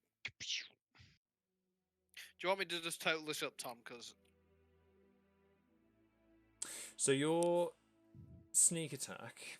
2 seconds. I don't know if that actually applies this time. What was your base damage? No, there is an enemy target within 5 Oh. feet of him. what? There's not Oh, another that's- enemy of that target within 5 feet. I thought there were 2 people by him. There are, Yeah, but there they're were not two. they're allies. It's if there is another enemy of the target within 5 feet, i.e., an ally of Oh. yours. My bad. Oh, what the fuck? Bastard. So, Mick, what's your base damage on that? Yeah, sorry, that's 8. Okay. So I can't use sneak attack on that, is what you're telling me. No, unfortunately not, no. Have I read this wrong? So your sneak attack bonus happens if there is another enemy of the target within 5 feet. Right, yeah, I've read it wrong, don't worry. So it's not if there's Okay, another well- enemy within 5 feet, it's an enemy of the target. Either way, That's fine. swing So, round yeah, and stab them with the second dagger, if I can. that's fine. Yep, go for that second hit. Do I have to roll for hit on that Yep. one, don't I? That's 13, 14. So the first one 15, goes in and 17. finds its mark through a gap in their armor plating. That's 17 on that one. Second one hits as well. Yep, roll some damage. That is 6. Was that, sorry? 6. Okay. So yeah, you managed to plunge both daggers straight into this shifter, and they are clearly both surprised and injured at the same time. And then, Yep. if I don't sneak attack, because I Oh, can't, what the can I use a bonus action with that? Or not? No, 'cause 2-weapon fighting, no. I've already Yeah, used 2-weapon that. fighting Okay. would be your bonus action. Yeah, no, it's fine. It's right. Getting used to all these different things. It's about No, it's 300 fine, mate. different things. It's all about the new Yeah. character setup. Nope, that's fine. So if that's the end of your turn, it is now the shifter's turn. They too take on a far more bestial form.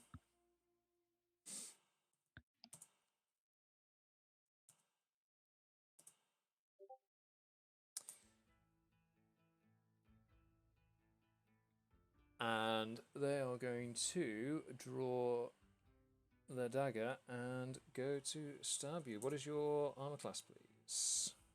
It's 13. 13. That's a hit. You take 6 points of piercing damage. So I'd put It's- 2 because I get an extra 4 points of health for shifting. You do, yep. So you lose your So 4 I'll just- points from shifting and take 2 points of then- damage to your total health. Yeah, okay. Okay. Tom. At is it this first- point, I was going to say, at this point, the commotion outside would have drawn the attention of the rest of you. So if I could get the rest of you to roll initiative, please. Certainly. Yeah. Oh no. Oh, yeah. What we got here? It's a D20. Oh, I thought that said 1. I got a 7. Okay. I got 22. Damn. Okay. 16. Oh dear. Cool. Heiman? 4. Okay. Alright, you don't always have to follow me, you know. You can be your own man during battles. And Daisy. On that bad boy. 9. Actually, do I have to do anything because I'm drunk? Like disadvantages or something? I'd say no for the purposes of this. Okay. Ah, I was going to say yeah. Shut Has up. that guy finished attacking that Tom or not? Yep, that's the end of their turn. In that case, I move 10 foot back. It's part of my reaction from my swift stride. That's fine. So you're now 10 foot back. So we are back to the top of the round. Notad, you're up first. 2 seconds, I'm just munching on a chocolate. That's fine. Yeah. Notad, you're up. Kallus, you're on deck. So Okay. my swift stride means if someone ends their turn within 5 feet of me, I can step back up to 10 feet and they can't use opportunity Yep. attack on me. That's Absolutely nice. fine. That. Ah, kitty cat! Fuck you, Cool. man. So there are 2 targets, right? There are 3 in total. So there Oh, are okay. the remains of 2 kobolds that have just burst into flame. There are 2 kobolds left, and the Shifter and Mick, who are currently just stabbing bits at one another. Okay, I will cast Bane. Okay. Nice. So those 3 creatures have to make a charisma saving throw.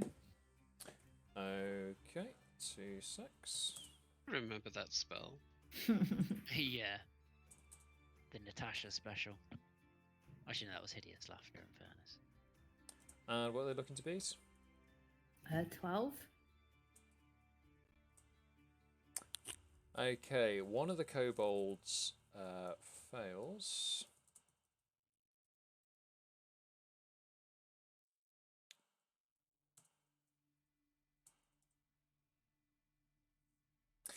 The Shifter passes as well, so it's just the kobold, one of the kobolds that fails. Okay, so it's whenever that attacks, it has to remove a d4 from the attack roll That's or saving throw. fine. Okay.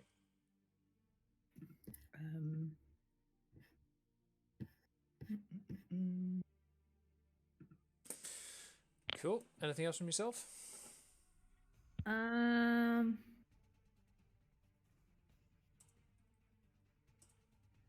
Du- du- du- du.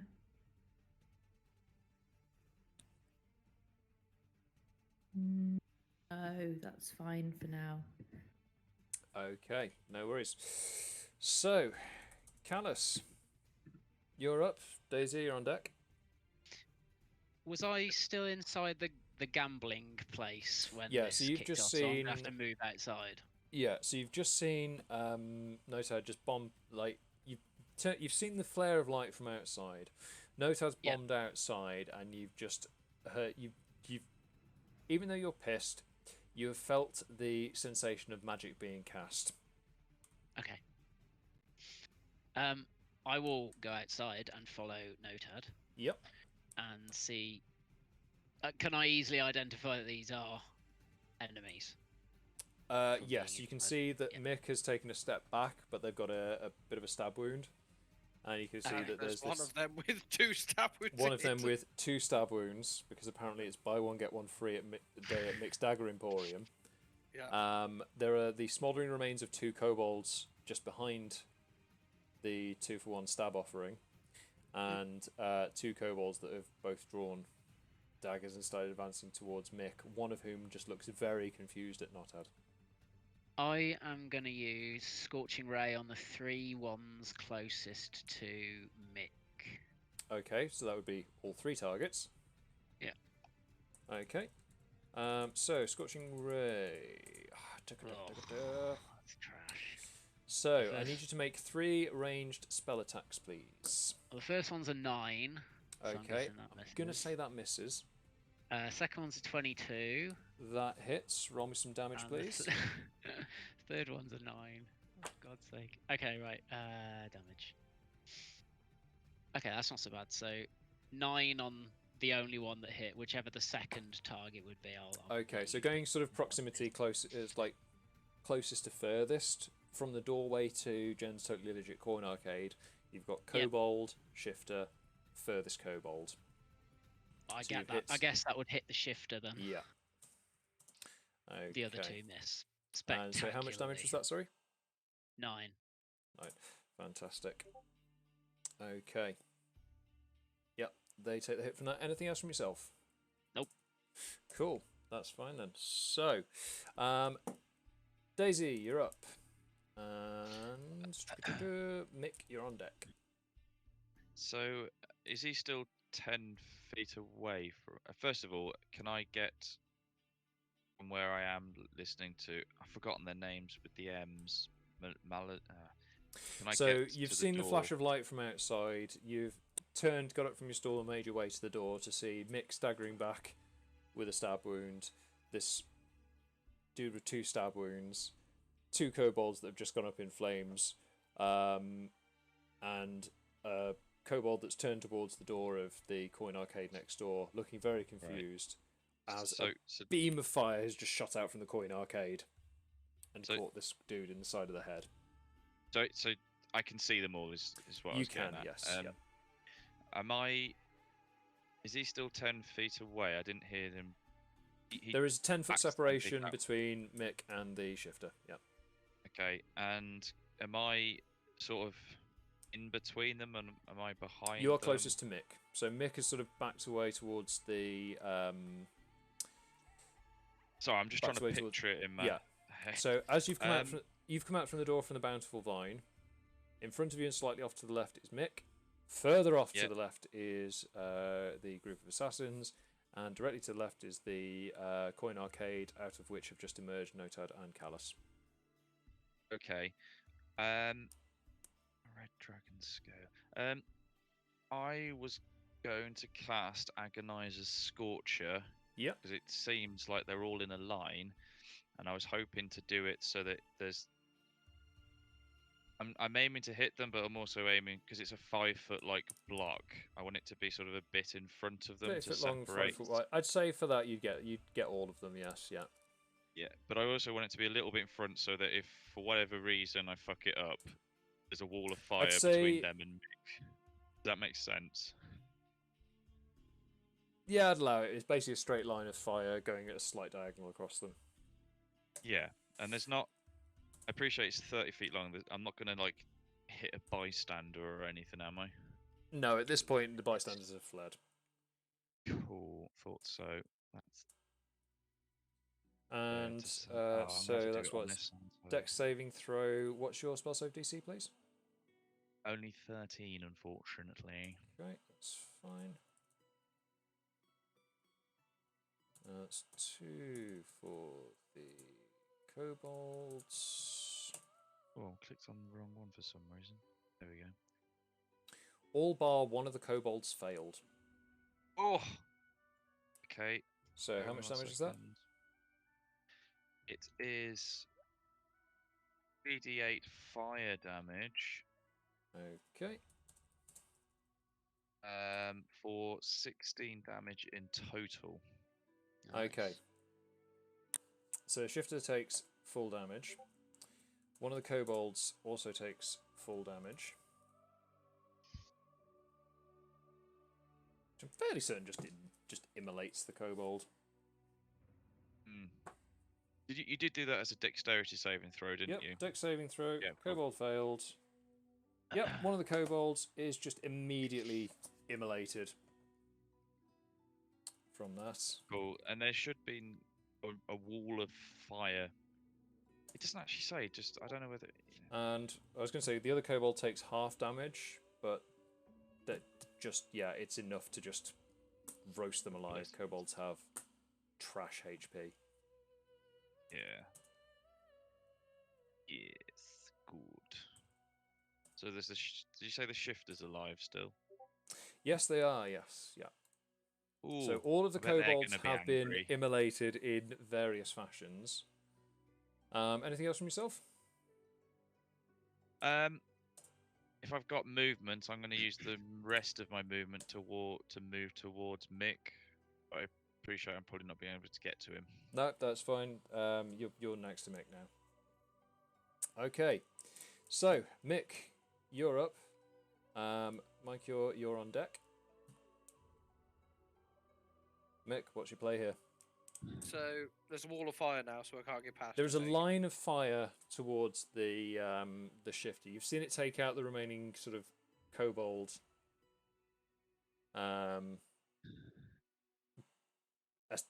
assistance, I guess. Does it stay? Because No. it doesn't actually say. Just sort of says that. No, there's I just been a shoot the line wall of fire. It's like a flamethrower. All right, so I won't hurt myself There going isn't- forward. it's- All right. No, Yeah, it's it's not a already wall, it's staying. dissipating. After it's killed the two kobolds, you can already see it starting to fade away. Okay. Is anyone close to that guy yet? No. Fuck's sake. Someone run in. Yeah. Well, in that case, I'm just going to snarl at him in my beastie form and charge him with daggers. Cool. Jesus fucking Christ. Roll to hit, please, for the on-fire, bestial-looking shifter. That's 18 to hit. That hits. Roll some damage, like my- please. I'm going to say I like my dice a lot better than the fucking rolling thing on there. That's 8 on the first one. Cool. And So yeah, the then first dagger finds its mark, nice and neatly. I'll take a second stab at him, Yep. which is actually 18 again. Oh, I like It your also dice. hits. Roll some damage, please. Not so good. That's 5 damage on that one. Okay. So yeah, again, stab stab. Both daggers finding their mark, drawing beads of blood from this thing. At this point, the shifter snarls like crazy, like they're already in their bestial form, as much as possible. But they just like full on Hulk out and tear through their armor. And now you're facing essentially a 10-foot tall anthropomorphic tiger. Oh, good. Anything else on your turn? It's like King from Tekken. Yes, that is not a bad proxy. Well, whatever movement I've got left, I'd like to move away. That's fair enough. I have 40-foot movement in shifted form, so it depends Nice. how far away they were. I was 10 foot away from them, wasn't I? Yep, so it's 10 foot in, you So- can move 30 foot back. I'm not going to move 30 foot back, I'll move like 15. Okay, do your movements still provoke opportunity attacks? Not while I'm in shifted form. That's fine then. So, Nice. my cure. Actually, I don't know Oh. how that works. Sorry. I'll look into it says- afterwards. Its reactive movements don't provoke opportunity attacks. I don't know if normal ones do or don't. You'd have to have. Okay, we'll sort it out afterwards. My cure, you're up. Heiman, you're on deck. So, from your perspective, Daisy has basically just bombed it. You've seen the flash of light outside. Daisy has bombed it out. You've then seen a brighter flash of light outside, coupled with some Because of the kobold scorch, yeah. screaming. Yeah. Is it just the shifter that's left? If you make your way to the door, you can confirm that. Yes. Yes, yeah, that's it. I open the door and I look outside and see what's going on. Yep.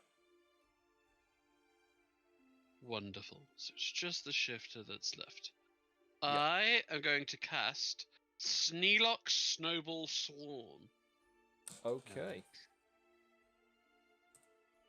What does that do? A flurry of magic snowballs erupts from a point I choose within range, which is 90 Magic foot. Snowballs, that's Each amazing. creature in a 5-foot radius sphere centered on that point must make a dexterity saving throw. What's The your creature spell save takes DC? 3d6. 14, please. Okay. They fail. Okay, cool. So they take 15 cold damage, please. Nice. On a failed save, yep. That's fine. So the air around them grows cold as this like flurry of snowballs just starts beating the shit out of them. They can't move to get out of this. They've just taken on this new, more powerful tiger body, and they just get pummeled by snowballs. And as the flurry starts to subside, you can see them sort of almost going down to one knee. There's like multiple stab wounds to the chest now. They've got blood pouring out of their nose. And you can see a cut just They above were there. roasted. And they've just been then- hit by a snowball. Yeah. flurry. Yeah, I was going to say they've been Yeah, roasted they're not- and then. They're Two not having the best extremes. time. Anything Right. else from yourself? Yeah, sure. I use tempestuous magic, Okay. which means I can cause gusts of air as a bonus action after I cast a spell at first level or higher that allows me to fly up to 10 feet without provoking opportunity attacks. That's fine. Where are you flying to? I'm just flying straight up, baby. Okay, so you're just levitating the air. Yeah, I'm just levitating, looking Just showing badass, off. and out, kind of like That's out of pretty his cool, arm's reach. actually. That's Like fine. kind of as like far out storm. of their reach. Yeah, I'm feeling it. Well, I'm a Storm Surge sorcerer. Exactly. No worries. Yeah. Right, Heiman, Recognise. you're up. Well, it's going to be no surprise that I'm run up and punch him. That sounds fair. Yeah, you've just bombed it straight out of the Penny Arcade. Classic Heiman. Immediately just done like sort of John Wick style situational awareness assessment and just got they're the bad guy. So Go for jump up, smack, to hog. Roll to hit, So please. 7. What was that, sorry? 7. 7. Is that Yeah. 2 hits? That's just the arm strike. Unfortunately, 7 misses. Your situational awareness counted for them being stood up, but they went down to one knee and you just whiffed over their head. Okay, so for my bonus action, I'm going to go for another unarmed strike. Go for it. 20 That definitely hits. damage on that bad boy. Go for it. 7. Nice. So it's just crack. The first strike comes in, straight into the jaw, knocks them over. They're now on the floor, prone. Yeah. Are you following up? I'm just gonna stand in front of him Okay. in a bit like the old, bring it on action. That's fine. Okay. So, they've been knocked to the floor. They're going to bring themselves back to their feet. And I'm going to swipe out with a claw at Heiman. What is your armor class, please? It's 15. Dean. Jeez. They hit. You Ooh. take 7 points of slashing damage from that.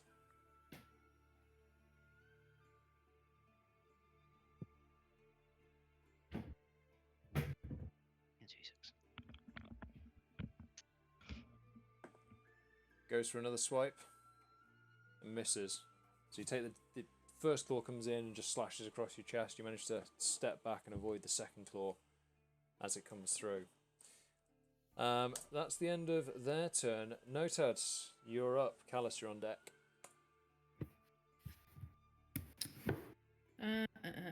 How far away? Say maybe 15 feet. Okay, cool. I'm gonna cast Witch Bolt. Yep. On the shifter one. Yep. Beep, beep, beep.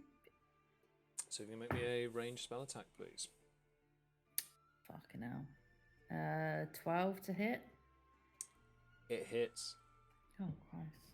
Nice. Okay. Hey. Roll me some damage, please. D12 is like the hexagonal one, right? D12, it's the gentleman's D20. Get out. It's my favourite dice. Well then, alright then. Hmm. I'll allow it.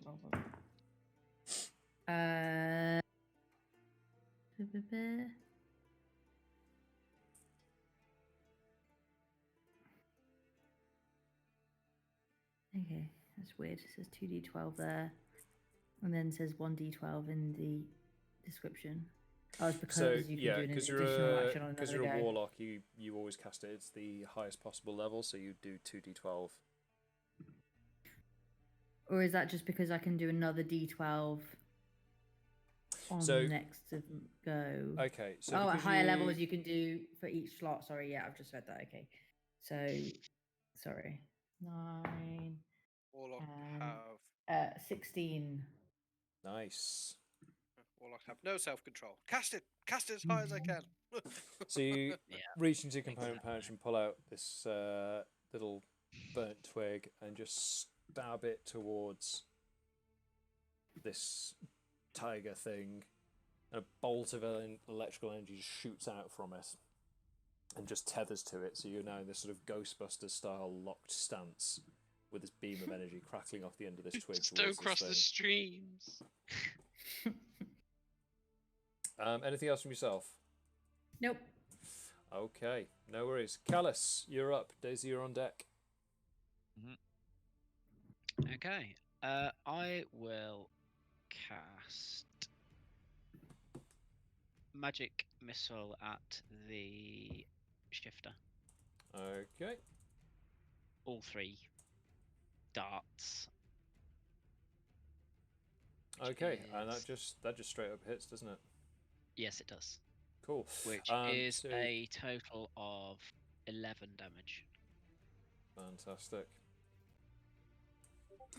So as you point your hand out, all 3 of these bolts just strike it in the chest. So not only is it sort of bound by this electrical, B, it's also just taken 3 strikes of magical energy just straight into its upper torso. And it's looking pretty badly beaten up at this point. Anything else from yourself? Nope. Okay. Daisy, you're up. I'm going to cast Maximilian's Earthen Grasp. Okay. Do you want me to? Are you familiar, or shall I? 2 seconds. Maximilian's Earthen Grasp. Okay. So that is a choose strength saving throw. Yes, against Okay. 13 again, unfortunately. Oh no. Right again. Strength saving throw. It's DC of 13. They pass.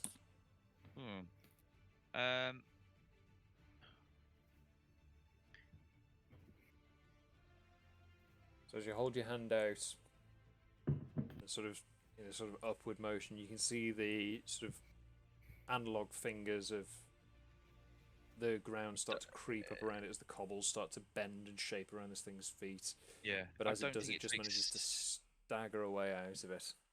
If it passes, I don't think it takes any damage. Annoyingly. No. Just about managed to get out of the way in time. I'm going to use my bonus action. Yep. To cast Blade Song. Yep. I'm going to close the distance with him. Okay. And that's Bladesong using your battle axe. Yeah, sorry. Yes. Yep. You swing the battle axe round and start sort of humming an incantation. As you do, you can see the axe starts glowing, and you just dart straight across towards them. Okay. So, the end of your turn, Mick. You're up. Mike, you're on deck. You can certainly attack, and you would get your sneak attack bonus for having 2 allies within 5 feet. I am going to charge them again and snarling all the way. Sneak attack. Okay, so that's with your daggers again, yep. Yes. Cool, roll to hit with the first one, please. 15. 15 hits. Ooh, Roll some damage and add your sneak bonus, please. let's go.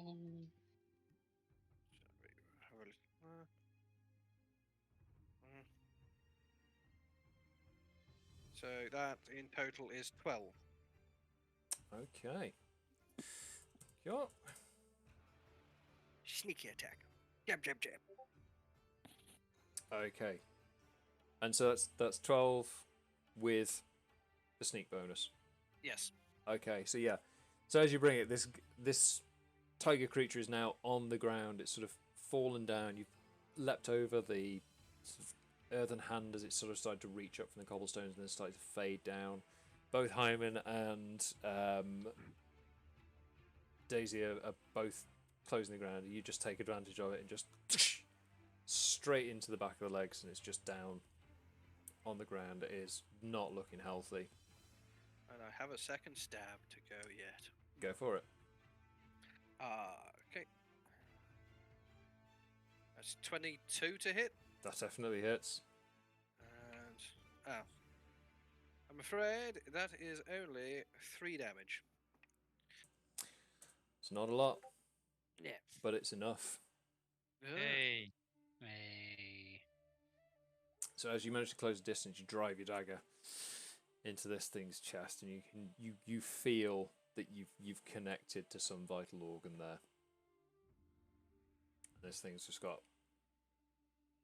a few seconds of life left, and it just sort of looks you in the eye and just goes, "The dusk don't forgive that easily."